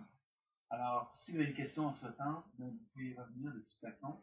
Je pense que je fais un petit peu le tour. Il y a un petit thème que j'aimerais aborder quand même qui me tient à cœur, qui est en train de se développer actuellement. Pour ceux qui savent le faire, c'est que j'ai un projet sur la psychologie des chakras. Je propose justement une typologie autour des chakras. Donc, évidemment, au niveau de l'aspect psychique, évidemment, qu'est-ce qu'on a en évidence, c'est que dans un chakra, par exemple, on reconnaît effectivement que chaque chakra peut se composer d'une certaine dimension psychologique. C'est-à-dire que, par exemple, dans mon chakra racine, je peux avoir quelqu'un qui est déraciné, quelqu'un qui n'est pas du tout connecté à la matière. Et cette partie-là de moi, parce que ce n'est pas uniquement moi, c'est une facette de moi, va donc entraîner un certain comportement chez moi. Par contre, dans mon chakra du cœur, je peux avoir un autre type de comportement complètement duel avec celui du chakra racine, et ainsi de suite. C'est donc dit que je suis habité par plusieurs personnages, par plusieurs composantes psychologiques. Et que quand on fait un travail intuitif, on est capable de voir cette structure psychologique prendre forme dans notre champ énergétique et comprendre justement les diverses collaborations possibles qui existent entre les énergies. Alors, ça peut être intéressant quelquefois de pouvoir comprendre cela. Alors ça, je pense que c'est quelque chose qui peut donc être intéressant de se rappeler. Donc ça, c'était pour la psychologie des chakras qui met en évidence donc une typologie qui présente donc 49 dynamiques psychologiques principales. C'est un volet qui est maintenant présenté dans la nouvelle formation que je donne. Donc pour ceux qui sont intéressés, c'est un volet qui va exister. Et on aborde donc la multiconscience thérapie. Juste pour en faire une petite histoire courte, la multiconscience thérapie, qu'est-ce que c'est? C'est simplement cette capacité de reconnaître que dans mon propre champ énergétique, je suis animé par plusieurs structures psychiques qui ne sont pas nécessairement en harmonie avec moi, qui ne sont pas nécessairement en accord avec moi. Et ces structures psychiques-là, moi, je peux intervenir dessus en tant que thérapeute.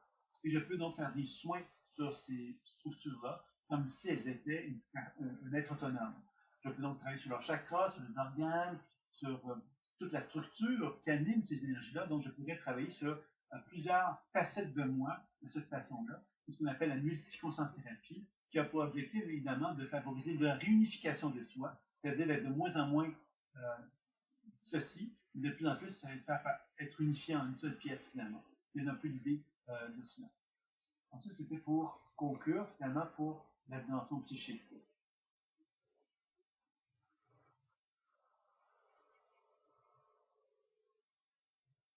Donc, il y a Suzette qui nous dit à quand le prochain stage professionnel et à quelle date, entre autres, la conscience évolutive. Si je comprends bien, Suzette, c'est que toi, tu as fait la formation de base et tu serais intéressé à faire la formation professionnelle, donc la formation plus avancée. Actuellement, malheureusement pour toi, la formation professionnelle ne sera pas lancée avant probablement, je dirais ça comme ceci, en janvier, possiblement, janvier, février, mars, possiblement que je vais commencer à annoncer la nouvelle structure de formation. Mais je vais y revenir tout à l'heure. Et la formation officiellement sera lancée avant le mois d'octobre, novembre prochain, dans un an donc. Probablement, ça ne sera pas lancé avant cela, mais il y aura accès, tu pourras probablement avoir accès à des enseignements progressivement à partir de janvier. On va commencer à proposer des choses. Donc, je n'ai pas pris de décision encore claire là-dessus, mais je pourrais te revenir, puis je pourrais vous faire part de façon une surtout de formation tout à l'heure, qui va vous donner cette idée de quoi ça s'oriente, et ça répondra sans doute mieux à la question. Ensuite, donc, le stage sur le transpersonnel qui avait été vu. Alors, le stage transpersonnel avait pour objectif de nous amener donc à deux aspects plus particulièrement. je reviens avec l'alignement. On a parlé de la notion d'alignement. Moi, en tant qu'être physique, je suis en relation avec quelque chose de plus grand que moi. On a vu qu'en tant que physique, je suis en relation avec l'énergie par les cellules, par ma respiration biolumineuse. Mes cellules absorbent la lumière et en réémettent, donc je produis un champ énergétique grâce à ça. Ça, c'est un aspect énergétique. Donc, on voyait que le corps physique, on peut évaluer le potentiel santé du corps physique grâce à cette structure-là énergétique qu'on peut observer par cette respiration biolumineuse, tant dans les chakras, qui sont reliés aux glandes endocrines, aux cellules qui émettaient cette lumière-là du champ énergétique. Donc ça, c'était le premier niveau de conscience qu'on pouvait observer. Après ça, si on augmentait notre perception, notre champ de perception, on constatait que dans notre champ énergétique, on est animé par des mémoires. C'est-à-dire que notre énergie vitale, elle est programmée par une conscience mémorielle. C'est-à-dire que si je regarde l'énergie vitale dans une région de mon corps, cette énergie vitale a une conscience psychologique aussi, et on peut l'observer par des personnages. Ces personnages-là peuvent être en relation avec mon passé, peuvent être en relation avec des mémoires ancestrales de mes ancêtres, mais peuvent être aussi en relation avec des mémoires d'autres vies. Et elle peut également être en relation avec des mémoires provenant de potentiels futurs. Donc, on se rend compte ici que dans ce niveau psychique-là, on est en interaction. Il y a comme un genre de progression, pour ainsi dire, des énergies qui sont très, très proches de moi, qui m'appartiennent à mon histoire personnelle. Il y a des mémoires qui vont appartenir à des mémoires d'ancêtres, puis des mémoires qui vont appartenir à des mémoires d'autres vies. Un peu comme si, effectivement, il y avait quelque chose de plus... on est acheté à notre conscience de cette façon-là. Et cet élargissement de la conscience nous amène tout doucement à, plus on va vers les mémoires d'autres vies, puis plus on élève notre conscience des mémoires d'autres vies, plus on va raisonner avec des mémoires d'autres vies qui vont s'approcher de quelque chose de plus pur, de plus spirituel. On va toucher, par exemple, des archétypes spirituels, comme Jésus, Bouddha, etc. On va commencer à toucher des sphères plus élevées de la conscience, et dans le transpersonnel, on apprenait justement à reconnaître de quelle façon que moi, en tant qu'être humain physique, je suis en interaction avec toutes ces structures-là, de quelle façon que mon âme ou mon soi supérieur va amener un influx spirituel qui va être de plus en plus fluide et de plus en plus harmonieux et qui va permettre justement que ce fluide, justement, puisse être présent dans mon corps de chair. C'est-à-dire que je sois capable de partir de mon âme, de faire descendre cette énergie-là, qu'il n'y ait aucun acte et aucun obstacle, qu'elle puisse se manifester, se finaliser dans mon corps terrestre. C'est un peu l'objectif qui était mis en évidence dans le transpersonnel. On pourrait dire c'est que la santé parfaite, ce serait effectivement une âme qui émet de la lumière, et cette lumière-là descend jusqu'au corps de chair sans aucune offre, aucun obstacle. Il y a une parfaite harmonisation et aucune perte d'énergie. Ce serait la santé parfaite. Alors, bien évidemment, cette santé parfaite-là, elle pourrait impliquer, on pourrait envisager quelque part un vieillissement beaucoup moindre chez une personne qui seront capables de vieillir, d'avoir un âge beaucoup plus avancé en moyenne, et qui pourraient mourir donc d'une façon beaucoup plus lointaine. Alors ça, c'est un modèle, évidemment, qu'on pourrait avancer, mais l'idée de ça, c'est d'être capable de faire une évaluation chez un client et chez soi-même, de pouvoir reconnaître cette interaction, de quelle façon que toutes ces structures-là sont impliquées dans ma capacité d'être en relation avec mon soi supérieur. C'est un peu ça qu'on avait vu. Et on avait vu, évidemment, qu'on peut interagir avec des guides, les guides étant provenant de l'expression la plus élevée, pouvaient donc interagir dans les diverses sphères que j'ai nommées, c'est-à-dire que ces guides-là peuvent interagir donc dans des sphères plus élevées, comme collaborer avec Bouddha, Jésus, etc., mais pouvaient collaborer avec des mémoires d'autres vies, pouvaient collaborer, donc nous aider à faire un travail sur les déprogrammations sur les mémoires d'autres vies, travailler sur les mémoires ancestrales, donc de nos ancêtres, travailler sur des mémoires plus personnelles, ou de travailler carrément avec notre énergie, notre champ énergétique ou nos organes, au niveau de la structure des fascias et des organes de façon plus spécifique, toujours en collaboration avec des guides. Donc, c'était vraiment le transpersonnel qui nous était proposé à ce moment-là. On apprenait à travers le transpersonnel aussi à travailler sur les personnes décédées. On a compris que les personnes décédées, effectivement, dans le transpersonnel, lorsqu'une personne est morte, on peut, nous, en tant qu'individu, et en tant que thérapeute, en tant que soignant, intervenir, se mettre en relation avec cette personne décédée-là pour recevoir des messages de la personne décédée qui va s'adresser soit à nous, soit à un client qui a des besoins. Alors, l'objectif de ça, évidemment, c'est de toujours mettre en évidence un aspect thérapeutique. C'est souvent pour favoriser un deuil. Une personne va être contente, va plus faciliter faire un deuil lorsqu'elle a une communication avec une personne décédée et qu'elle se sent bien, etc. Alors, évidemment, on avait vu également que dans ce processus de la mort, qu'on pouvait donc être attentif à l'idée qu'on pouvait voyager dans notre conscience et communiquer avec plusieurs facettes de la personne décédée. Alors, c'est ça un petit peu qui peut être intéressant de comprendre. Hein. Ça veut dire que lorsqu'on parle avec une personne décédée, on ne parle pas nécessairement avec l'idée que la personne décédée qui est là, elle est figée dans le temps. Si elle est décédée, elle est décédée. Ça veut donc dire qu'elle est morcelée. La conscience est morcelée en plusieurs facettes. Donc, on peut travailler sur cette personne décédée, travailler sur plusieurs facettes d'elle pour l'aider à déprogrammer sa conscience et son champ pour favoriser donc son retour vers l'âme, en fin de compte. C'est un autre concept qu'on avait vu également. Alors, il y a Thibault qui m'annonce que Adam est d'ailleurs mort à l'âge de 930 ans. Donc, je n'étais pas au courant, Thibault, je te remercie de cette information-là. Ils nous dit qu'il y a certainement un très bon alignement avec son soi supérieur. Donc, je ne sais pas si tu fais référence à Adam et Ève quand tu parles d'Adam, ou un de tes amis que vous ne connaissez pas, malheureusement, qui ne m'ont jamais présenté.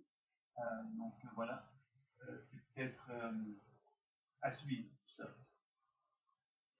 Donc ça, c'était pour le transpersonnel. Je ne sais pas s'il y avait des questions sur, sur le stage sur le transpersonnel qu'on avait vu également.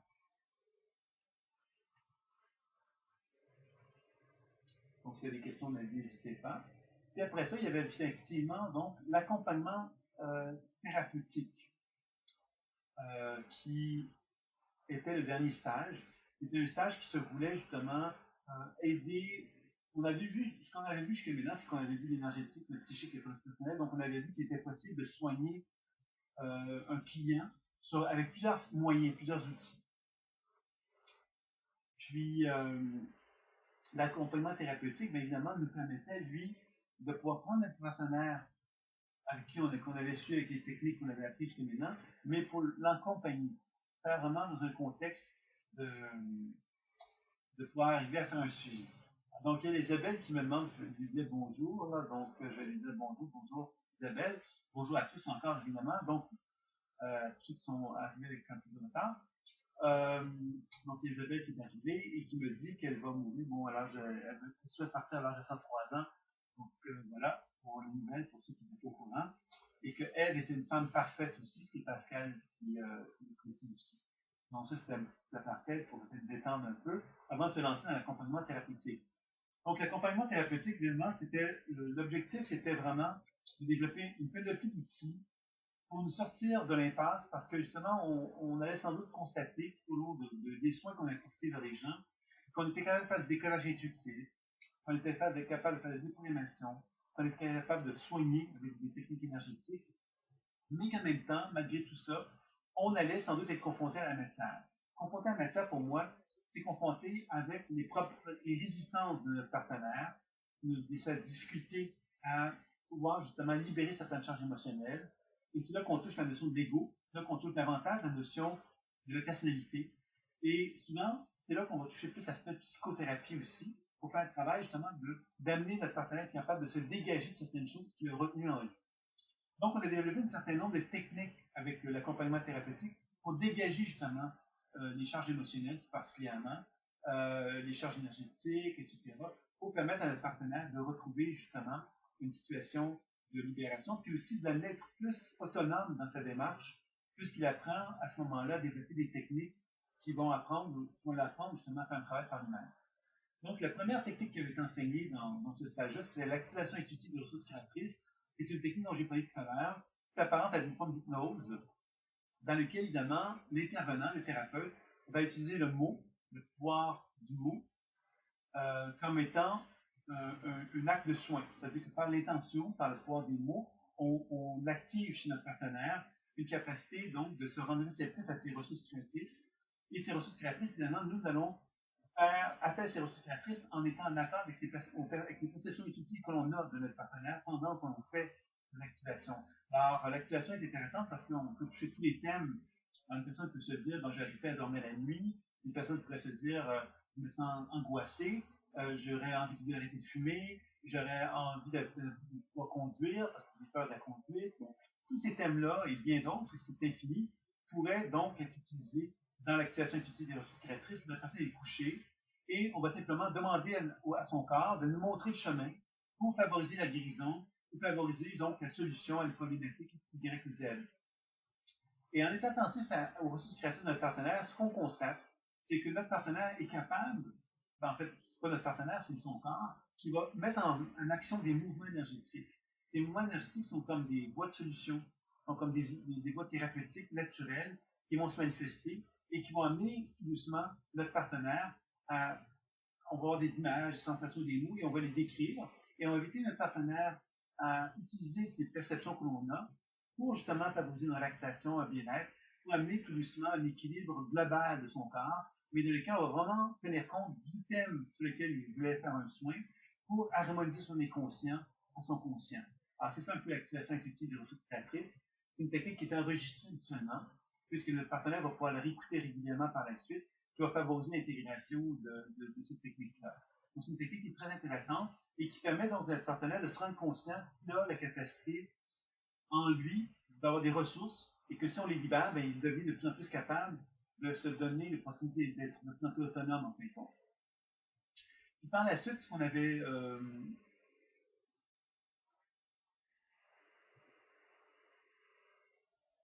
ensuite, donc, finalement, bon, l'autre technique qui a été proposée, très sommairement, évidemment, c'était les techniques, on avait appelé les techniques de projectives.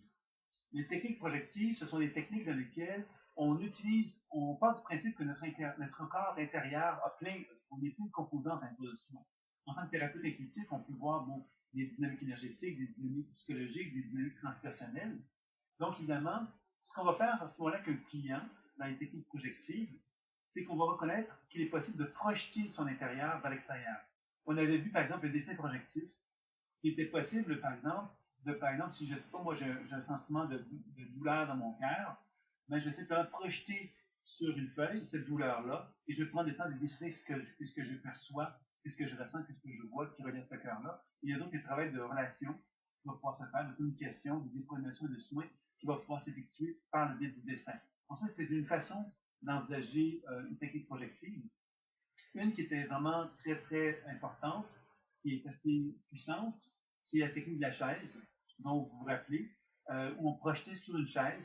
Par exemple, je ne sais pas, moi, avoir une tristesse en moi, je projette une tristesse sur la chaise et je prends le temps, donc, de décrire ce que je vois, j'entends ce que je ressens, et ensuite, je lui parle à la chaise, et quand je suis prêt, je change de chaise, je deviens tristesse, et ainsi de suite. Alors, les thérapeutes, c'est important, le thérapeute a un rôle important à jouer, puisque lui, évidemment, il va prendre le temps d'observer ce qui se passe au niveau intuitif, et il va accompagner donc le partenaire qui va pouvoir faire faire des grandes libérations émotionnelles dans une technique comme celle de la chaise, puisque c'est souvent confrontant ce genre de technique, c'est assez puissant, ça peut être même très violent si on, on peut aller très très loin avec une technique comme celle-là. Donc on avait vu que c'est une technique qui va y aller avec beaucoup de parcimonie, mais c'est une technique qui est fort intéressante. Alors, Isabelle qui me dit, tu m'avais connecté mes ressources créatrices et maintenant me voilà effectivement sur le chemin de traverse qui me révèle à moi-même, ça déménage. Bon, ok, j'admets, mon patient le plus fidèle, c'est moi. Eh bien oui, veillez tout à fait, Isabelle, ton patient le plus fidèle, c'est toi. Et j'espère qu'il se porte bien, hein, puisque tu es son thérapeute, hein. Donc, il faut que tu en prennes soin. Donc, et donc, l'accompagnement thérapeutique, ben, c'était effectivement des techniques intéressantes parce que justement, le travail intuitif de déploiement de soins peut avoir vraiment un impact important, mais quelquefois, c'est intéressant de pouvoir justement dégager ce qui anime notre partenaire. Et la technique de la chaise, c'est vraiment une belle technique. La technique de la projective du dessin peut être une belle technique. D'autres techniques projectives qu'on avait peut-être moins expérimentées, c'est de pouvoir justement utiliser le mouvement, par exemple. On avait vu à quelque part, je me rappelle d'ailleurs que Thibault avait fait une super performance de yoga euh, lors de ce stage-là, je pense que c'était dans ce stage-là, qui avait été hyper performante, que personne n'avait pu suivre. Mais bon, ça c'est un petit détail comme ça, mais ça c'est, je suis certain que Thibault n'en est jamais rendu compte. J'ai vu l'annonce à l'instant. Euh, la blague, parce que je sais qu'on en avait parlé, puis on en avait discuté. Mais dans le mouvement, effectivement, on peut utiliser des techniques, par exemple, de yoga, on peut utiliser des techniques corporelles de mouvement, tout simplement, euh, dans lesquelles on prend simplement le temps de bouger dans son corps. Donc, c'est une technique projective. On apprend à reconnaître que l'énergie qui est en moi peut se libérer par le mouvement. Donc, le mouvement devient la projection de mon être. Donc, si j'ai une petite tristesse, ben, les mouvements peuvent amener la tristesse à se libérer de moi. Donc, ça peut être une façon également d'aborder la technique projective qui peut être intéressante. Il y a aussi la notion de rituel, hein, c'est-à-dire qu'on peut faire des rituels, c'est-à-dire qu'on peut créer des situations, des circonstances, des mises en scène dans lesquelles nous allons pouvoir libérer quelque chose. Les techniques de la chaise, on se rapproche de ça. La technique de la chaise, on peut projeter des choses sur une chaise, mais évidemment, maintenant, j'envoie une tristesse sur la chaise, je perçois que cette tristesse-là m'amène à me mettre en communication avec un temple, et que dans ce temple-là, quelque part, je reconnais justement la nécessité de me prosterner pour honorer ce temple-là qui est moi. Alors, je pourrais, évidemment, dans un contexte de thérapeute, d'accompagner mon partenaire en l'invitant justement à reconnaître ce temple-là, puis à se prosterner véritablement, puis à faire un rituel pour permettre à ce temple-là de retrouver sa pleine grandeur. Vous voyez, donc ça c'est encore une technique projective dans laquelle on s'approche un peu plus du théâtre à ce moment-là. Alors, c'est une autre façon de procéder qui pourrait être fort intéressante par rapport aux techniques projectives. Ensuite, évidemment, ce qu'on avait vu, c'est l'enseignement personnalisé.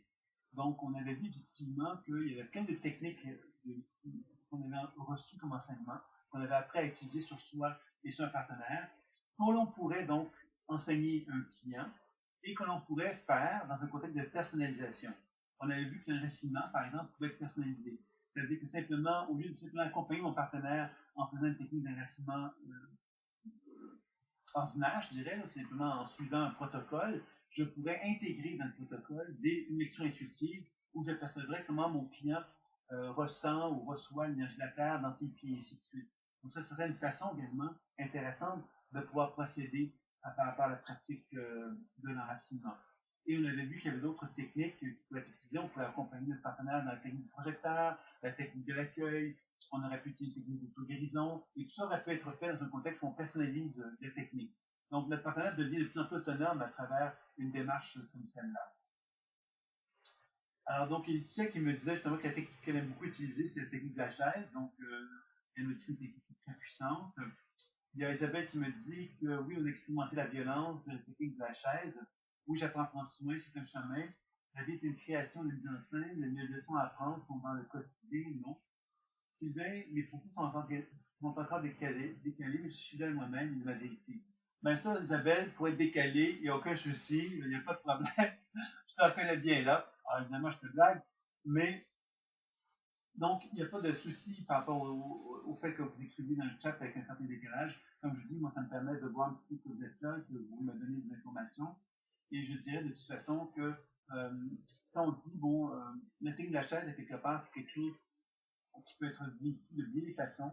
Quand on le fait avec amour et qu'on le fait avec une intention justement d'amour, il n'y a aucun souci. La violence ne vient pas. Moi, j'ai expérimenté cette technique de la violence moi-même en tant qu'étudiant ou étudiant, quand j'avais suivi des formations là-dessus, et c'était avec violence, ce que je l'ai proposé, je pense qu'on se rapprocherait plus de quelque chose de beaucoup plus doux, qui correspond mieux, je pense, à l'objectif effectivement qu'on a à se faire de cette technique-là.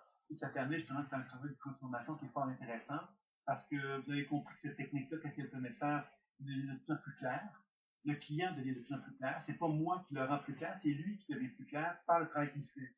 Donc, c'est beaucoup plus puissant quelquefois. Donc, c'est une technique qui est fort intéressante pour cette raison-là. Alors, Laetitia me dit justement qu'elle avait utilisé cette technique-là avec une femme qui avait récemment perdu son père, qui n'avait pas fait réussir à faire son deuil. Et je présume que donc, bon, ça l'a beaucoup fait pleurer, ça l'a soulagé, mais justement, c'est une décharge. Hein, c'est une technique qui est pas intéressante lorsqu'il y a des émotions qui n'ont pas été déchargées. Alors, c'est une technique projective, on cet objectif-là, en fait. Hein, on décharge, on libère quelque chose, c'est pas intéressant de pouvoir le faire. Alors, Isabelle qui continue donc à être décalée, en fait. Hein. Tu dis que c'est pour rire, c'est très sérieux, c'est bien, etc. Bien sûr, Isabelle, que le décalage qui est en toi est tout à fait sérieux, qui te rend justement tout à fait apte à pouvoir justement avoir une perception bien accrue de la vie et capable donc d'utiliser cette potentiel créateur pour pouvoir justement te donner l'opportunité d'être ton propre thérapeute, d'être un thérapeute. Ta façon peut être la meilleure dans cette créativité, dans cette expression créative de ta personne. Donc, il n'y a pas de souci. Je pense qu'on a tous, à quelque part, des particularités. Et je pense que ces particularités-là, lorsqu'on se donne la mission d'accueillir, mais ça nous permet effectivement de pouvoir se donner cette occasion de justement de définir qui on est et de s'approprier une identité en tant qu'individu, mais aussi en tant que professionnel, et c'est ça donné ici. Donc voilà, c'était en quelque sorte, grosso modo, ce que je devais vous dire par rapport au tour d'horizon de la formation. Maintenant, évidemment, s'il y a des questions par rapport à ce tour d'horizon-là que je viens de vous faire, c'est le temps de me poser, ou sur d'autres sujets, quels qu'ils soient. c'est ouvert. Donc, toutes les questions que vous pouvez avoir en tête, vous pouvez donc déposer. Je sais que Manuela, qui n'est pas là, je pense pas que Nicolas m'avait dit qu'elle avait envie effectivement de faire un tour d'horizon, un peu comme celui que j'ai fait. Donc, je l'ai fait. J'ai enregistré la conférence, mais malheureusement, il y a peut-être un décalage sonore parce que je l'ai enregistré sur un autre ordinateur. Donc, on verra.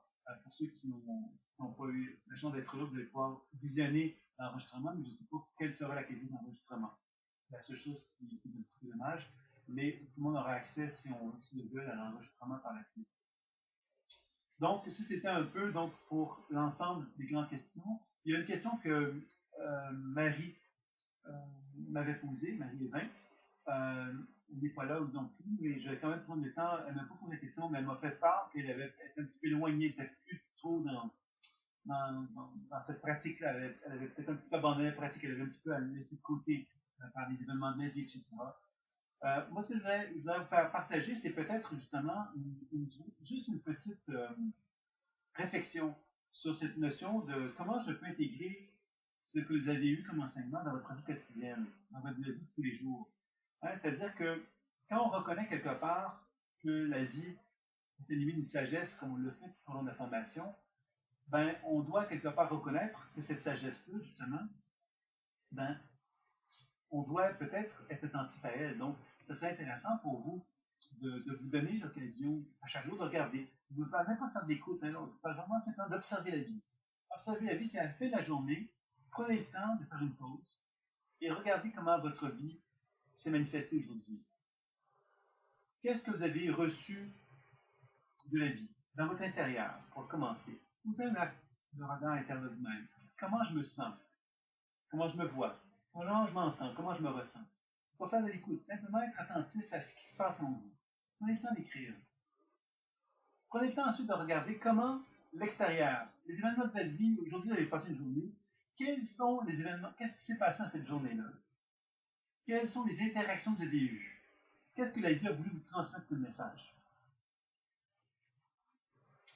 Puis permettez-vous ensuite de reconnaître de quelle façon que vous pouvez tendre la main à ce monde intérieur qui est en vous et à ce monde extérieur qui se manifeste aujourd'hui avec vous.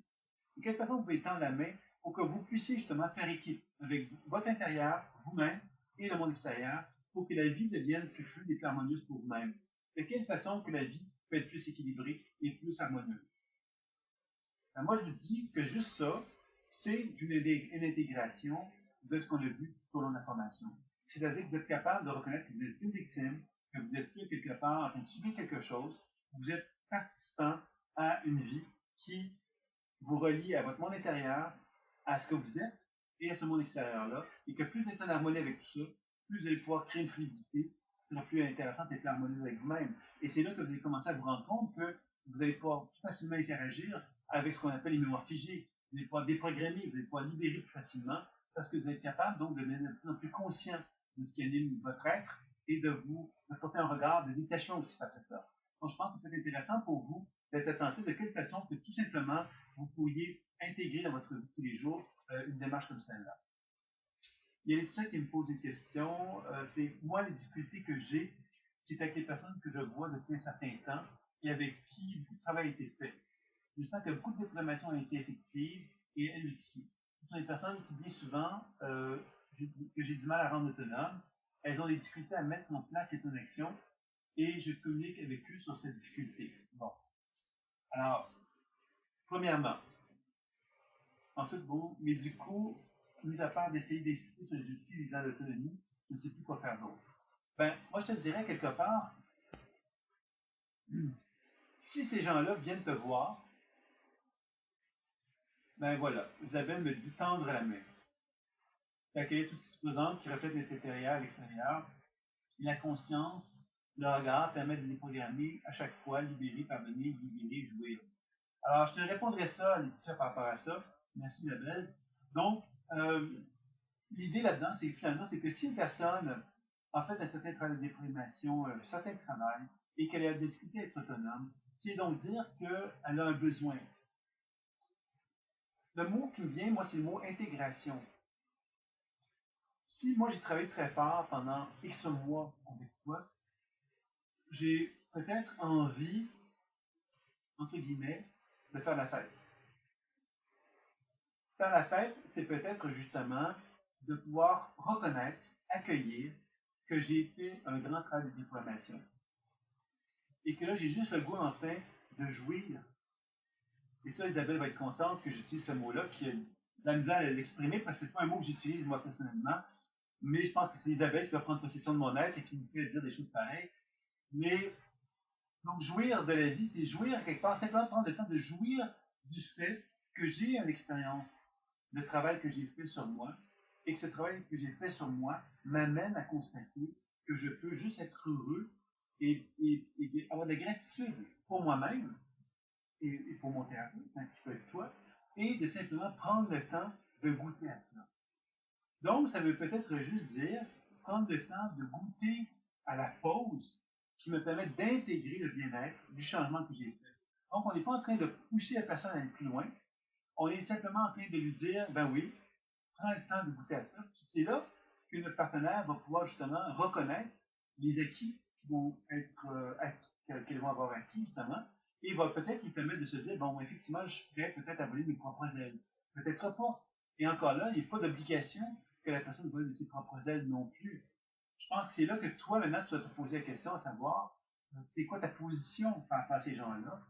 Est-ce que c'est quoi ta position en tant que thérapeute? Est-ce qu'un thérapeute, effectivement, a besoin a besoin d'être effectif, d'être efficace, mais aussi peut être capable d'accueillir le non-changement, d'accueillir simplement le fait que la personne a peut-être juste besoin qu'on l'applaudisse, qu'on lui dise, wow, ça fait un super travail, ça rend compte, et qu'on la nourrisse dans l'idée de ce travail-là qui est effectué. C'est peut-être ça qui pourrait être une voie, une solution intéressante pour permettre d'aller plus loin avec ces personnes-là.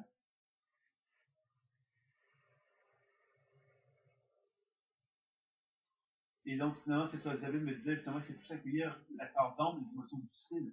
Alors, c'est bien évident que tout le travail de transformation qui est proposé par l'exercice de chaque jour, mais ce serait effectivement d'apprendre à reconnaître le fait qu'il y a une nécessité de constater que les pardons sont là pour nous enseigner. Et que si je suis une position de témoin, j'ai la gratitude pour ces pardons-là, qui sont là pour me mettre de la lumière, justement sur elles, qui comprennent et que je les accueille mieux. Donc, ça peut être juste un élément positif.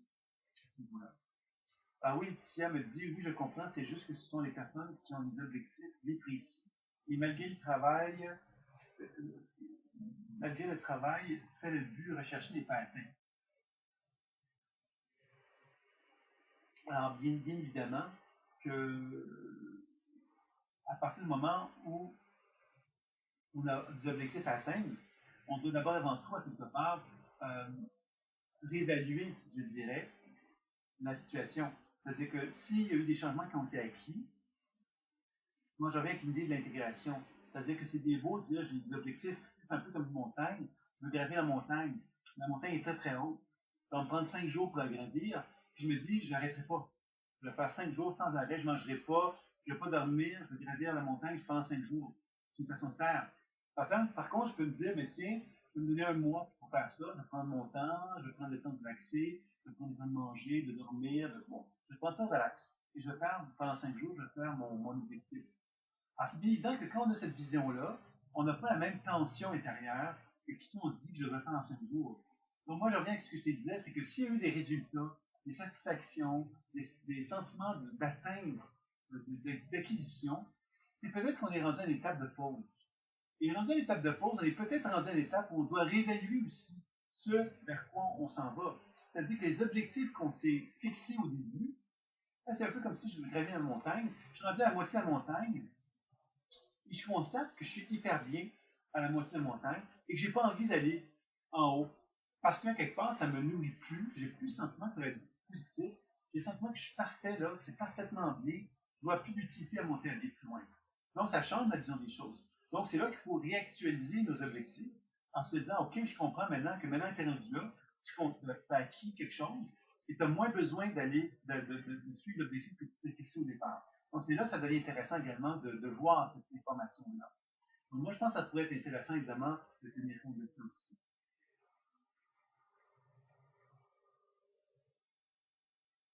Il y a également Pascal qui me dit qu'il pourrait aller regarder son potentiel futur qui est trop élevé. On pourrait faire ça. Effectivement. En fait, le potentiel futur qui est trop élevé, c'est un point de vue. Parce que la personne, quelque part, elle a des objectifs trop élevés. C'est pas son potentiel futur. Si la personne, elle a fixé avec Laetitia qu'il y avait des objectifs qu'elle s'est donnés, ben, quelque part, ces objectifs-là qu'elle s'est donnés sont pas nécessairement associés à un potentiel futur. Ce sont des objectifs qu'elle s'est fixés. Si Laetitia fait des évaluations et des lectures, ben, évidemment, normalement, elle devrait être capable, justement, de pouvoir confirmer que les objectifs que la personne s'est fixés sont justes. Et par la suite, évidemment, à mesure que l'accompagnement se fait, ben, elle pourrait effectivement faire des réévaluations, un genre de rencontre d'orientation pour évaluer où est-ce que la personne se situe. Puis si effectivement ces objectifs sont encore louables, puis en parler avec le partenaire régulièrement aussi. C'est une option qui serait intéressante également. J'ai déjà entamé ça puisque maintenant j'ai la masse, je sens que ça l'aide à intégrer dans mon corps. Effectivement, je pense que il y a cette notion-là quelque part qui est intéressante. Moi, j'aurais que les fascias, c'est pas le massage. Les fascias, évidemment, qui sont des éléments corporels intéressants, puisque quand on touche, le massage, évidemment, quelque chose de très physique.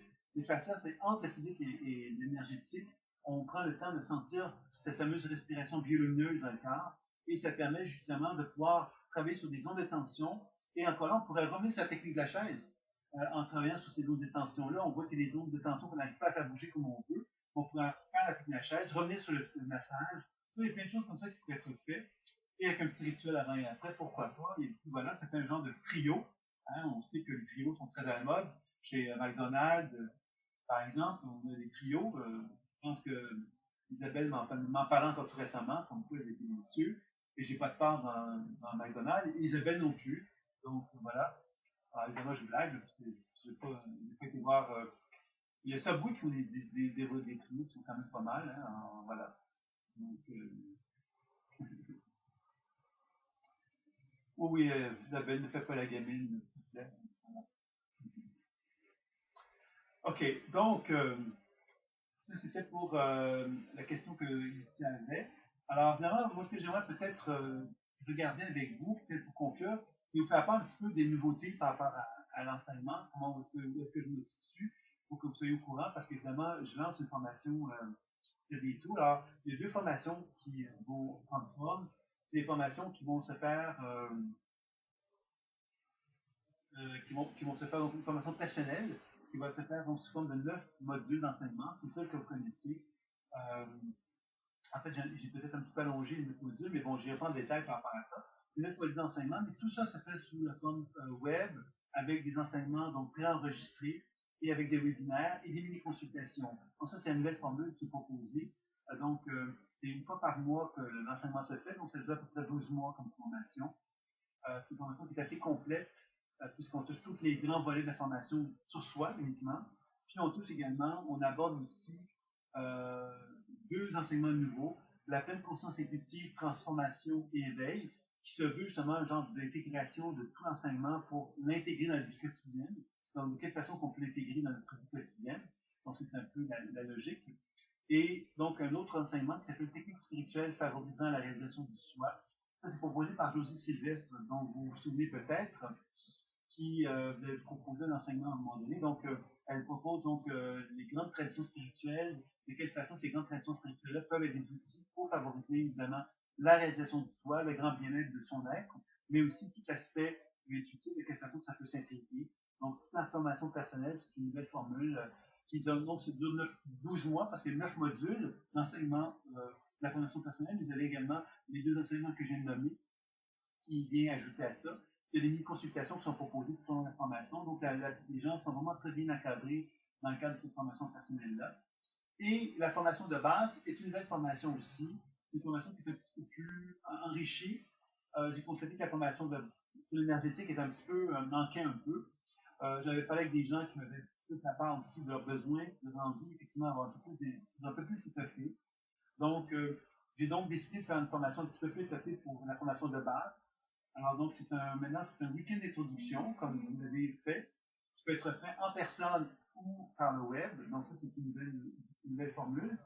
Et vous avez ensuite un enseignement, donc, sur le web, de deux niveaux. Un niveau sur les chakras, dans lequel vous allez apprendre, donc, la façon de faire sur les chakras que vous avez appris, et la psychologie des chakras, donc, de travailler sur la psychologie, etc., intégrer ça au décollage intuitif. Donc, ça, c'est le niveau 1. Et le niveau 2, c'est la psyché, c'est le travail psyché-corps avec les organes. Donc, d'apprendre vraiment à localiser les organes, comprendre la symbolique et psychologique des organes, comprendre l'énergétique autour des organes. Donc, on continue dans cette direction-là. Évidemment, faire du décollage intuitif autour des organes pour faire l'évaluation énergétique, mais psychique aussi. Donc, de vraiment faire un travail psychocorporel ou psycho-énergétique par rapport à cette démarche-là. Donc, la formation est un petit peu plus étoffée. Donc, vous avez deux niveaux et après ça, vous avez également donc un enseignement, un stage de 5 jours qui finalise la formation et ensuite une pratique supervisée. Alors, vous avez dans cette formation-là toute la formation personnelle qui est incluse aussi. Donc, vous avez une consultation, vous avez tout l'enseignement de la formation personnelle qui est proposé ici. Donc, c'est deux enseignements qui sont vraiment euh, donc en partie web, puis il y a une partie qui est en présence. Alors, c'est ça un petit peu la nouveauté par rapport à ça. Et pour la formation professionnelle, pour ceux comme Suzette qui me faisait part de ça, la formation professionnelle, on le donnait en 3 stages avant. Alors, normalement, ce qui se passe, c'est qu'on va se donner en 2 stages de 5 jours dorénavant, avec une partie web aussi. Donc, vous allez avoir donc un enseignement web et un enseignement personne. Et ça va donner donc logiquement en novembre prochain pour la formation professionnelle qui va toucher donc le psychique, le transpersonnel et l'accompagnement thérapeutique. Donc, il y aura donc cette formule-là qui sera proposée. Alors, évidemment, si vous êtes intéressé aussi à en connaître un peu plus, vous avez maintenant 2 sites qui se sont ajoutés. Ça vous intéresse d'aller jeter un coup d'œil. Il y a développementconscience.com, qui est un site que je vais peut-être écrire pour que vous ayez l'information bien écrite. On va essayer de faire pas d'erreur. Donc, avec ça, vous avez accès à ce moment-là au module 1, ça vous intéresse, qui est gratuit, de la formation personnelle. Donc, ça, c'est développementconscience.com. Et vous avez un deuxième site qui s'appelle Thérapie Intuitive. Ça faisait longtemps que je travaillais sur celui-là. Ça a été hyper long. Mais là, on a pas mal terminé celui-là. Et évidemment, vous avez énormément de vidéos dans celui-là, beaucoup de conférences gratuites, vous avez beaucoup de choses que vous avez envie de visionner. Tout ça, c'est quelque chose qui va être assez important quand vous pouvez visionner. Donc, vous avez donc le module 1 qui est gratuit avec développementconscience.com. Si ça vous intéresse, vous allez simplement vous inscrire si vous ne l'avez pas déjà fait. Et Thérapie Intuitive, c'est un site qui est connecté avec Développement Conscience. Donc, c'est un site qui vous présente les 6 volets de la pratique. Donc, la thérapie quantique, décollage intuitif, psychologie et chakras, rituel chamanique, coaching évolutif, et puis naturopathie énergétique. Alors, c'est 6 volets qui vont être éventuellement remplis, c'est-à-dire que tous les volets ne sont pas actuellement, on ne propose pas des enseignements dans chacun des volets, mais progressivement, ces volets-là vont devenir actifs si vous les suivez prochainement, vous allez pouvoir voir ça. Si vous êtes intéressé, pour vous inviter à poursuivre votre enseignement puis pouvoir faire un suivi, puis rester un peu dans la dynamique, je vais vous annoncer, moi, très bientôt, une série de. En fait, très bientôt, ça va être surtout à partir de janvier, probablement, mais peut-être même un petit peu avant. Vous allez, euh, vous allez avoir des webinaires que vous pourriez assister. À ces webinaires-là, je vais vous annoncer les dates officiellement très bientôt. Des webinaires tant pour la pratique personnelle que pour la pratique professionnelle. Ça veut dire que ça va être gratuit pour vous. Vous allez pouvoir accéder comme vous le souhaitez, comme vous le voulez. Il y aura des dates fixes pour ces webinaires-là. Ils vont toujours être enregistrés. Donc, vous allez pouvoir les revisiter. Alors, ça va s'adresser donc à des gens qui vont commencer les formations sur le web. Et vous, bien évidemment, vous avez déjà ces formations-là. Donc, vous allez pouvoir effectivement venir assister à ces enseignements-là si ça vous intéresse. Évidemment, poser des questions sur votre pratique, etc. Ça va être une chose qui va être possible pour vous. Si cela vous dit, ça va être une option qui va être proposée. Donc, ce sera gratuit. Je ne vous demanderai rien. Donc, formation personnelle, formation professionnelle. Donc, 2 webinaires par mois sur lesquels vous pourriez donc aller chercher des informations pour travailler sur vous-même ou travailler sur un partenaire pour répondre à des questions et des commentaires, garder un petit peu la flamme vivante, comme on dit, dans la pratique. Il y a Isabelle qui me dit tu as profité de ces quelques mois pour te décorer tes cheveux de lumière de lune. Oui, c'est pas mal, hein? J'admets que j'ai travaillé fort pour donner un petit effet comme ça, pour vous donner une petite impression que j'étais très rayonnant et très lumineux, ce qui n'est pas tellement le cas, évidemment. Donc, voilà, c'est chose faite. Et puis, bon, Manuel va kiffer, c'est la même couleur que celle de ses bottes de cette lieu. Ah oui, mon Dieu. C'est pas mal, c'est pas mal. Elisabeth, c'est une bonne mémoire. Je me rappelle, c'est votre argent, hein, c'est super. D'accord, c'est bien. Donc voilà, c'était un petit peu donc la présentation que je voulais vous faire. S'il y a des questions, des interrogations, évidemment, vous pouvez toujours m'envoyer des mails par rapport à ça. L'enregistrement de la conférence va être disponible. Je ne sais pas à quoi ça va ressembler. Je vais l'écouter avant de vous dire que ça a lieu, mais on dit qu'il y a peut-être un décalage de voix. Vous allez peut-être entendre ma voix plus une autre voix qui l'amène aussi, un décalage, parce que j'ai enregistré la conférence sur un autre enseignement. Donc, vous pourrez évaluer ça. Alors, voilà, c'est un petit peu l'enseignement. Donc, moi, je vous dis très bientôt, parce que, comme je dis, si ça vous intéresse les enseignements sur la formation personnelle et professionnelle, vous pouvez avoir bénéficié des rencontres. Évidemment, on va recommencer la formation au départ. Donc, vous allez pouvoir commencer à avoir des webinaires sur le cours d'introduction. Ça va commencer comme ça. Mais quand même, ça va vous permettre de pouvoir poser des questions que vous souhaitez, que vous voulez. Parce que même si ce sont des webinaires sur des sujets très précis, je vais quand même garder la porte ouverte parce que ces webinaires-là servent justement à permettre à des gens d'avoir des questions sur différents sujets qui vont enrichir tout le monde de toute façon, puisque ce sera dans un contexte d'apprentissage que ces gens-là vont suivre ces enseignements-là. Donc voilà, c'était un peu ce que je voulais vous transmettre. Alors, je ne sais pas s'il y aurait des questions avant de terminer ou un mot de la fin.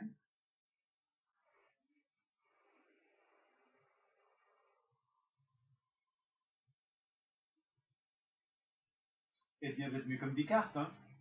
Alors, ben moi, je vais vous souhaiter donc une belle continuité. De toute façon, vous pouvez communiquer avec moi par mail, par téléphone, par Skype, comme vous voulez. Il y a plusieurs façons de faire. Si vous avez des questions, des interrogations, par rapport au questionnement ou de la supervision, je sais que Étienne en avait. Bon, si vous avez des difficultés, de toute façon, vous pouvez revenir vers moi. Il n'y a pas de, il y a pas d'inquiétude. Pour les gens qui ont fait la formation de base également, bon, s'il y a des questions d'interrogation sur le programme, comment ça va se passer, etc., il n'y a pas de problème dans tout ça. Et il n'y a pas de décalage avec connexion. Alors, je ne sais pas ce que tu veux dire, Isabelle. Donc, je vais vous souhaiter une très belle nuit à vous tous et communiquez avec moi si des questions d'interrogation.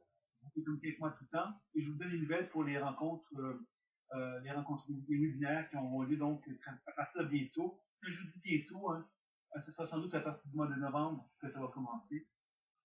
Novembre, décembre, il n'y en aura pas beaucoup, puisque novembre, décembre, bon, décembre, c'est les temps des fêtes. Mais ça va commencer vraiment officiellement à partir du 15 janvier. Puis là, il y en aura vraiment des webinaires beaucoup plus réguliers. Une fois par mois, vous allez avoir un personnel et un professionnel et vous aurez accès à chacun d'eux si vous en avez envie. Et sans obligation. Donc, vous venez quand vous voulez, vous venez pas quand vous voulez pas, il n'y a pas de problème, il n'y a pas de souci.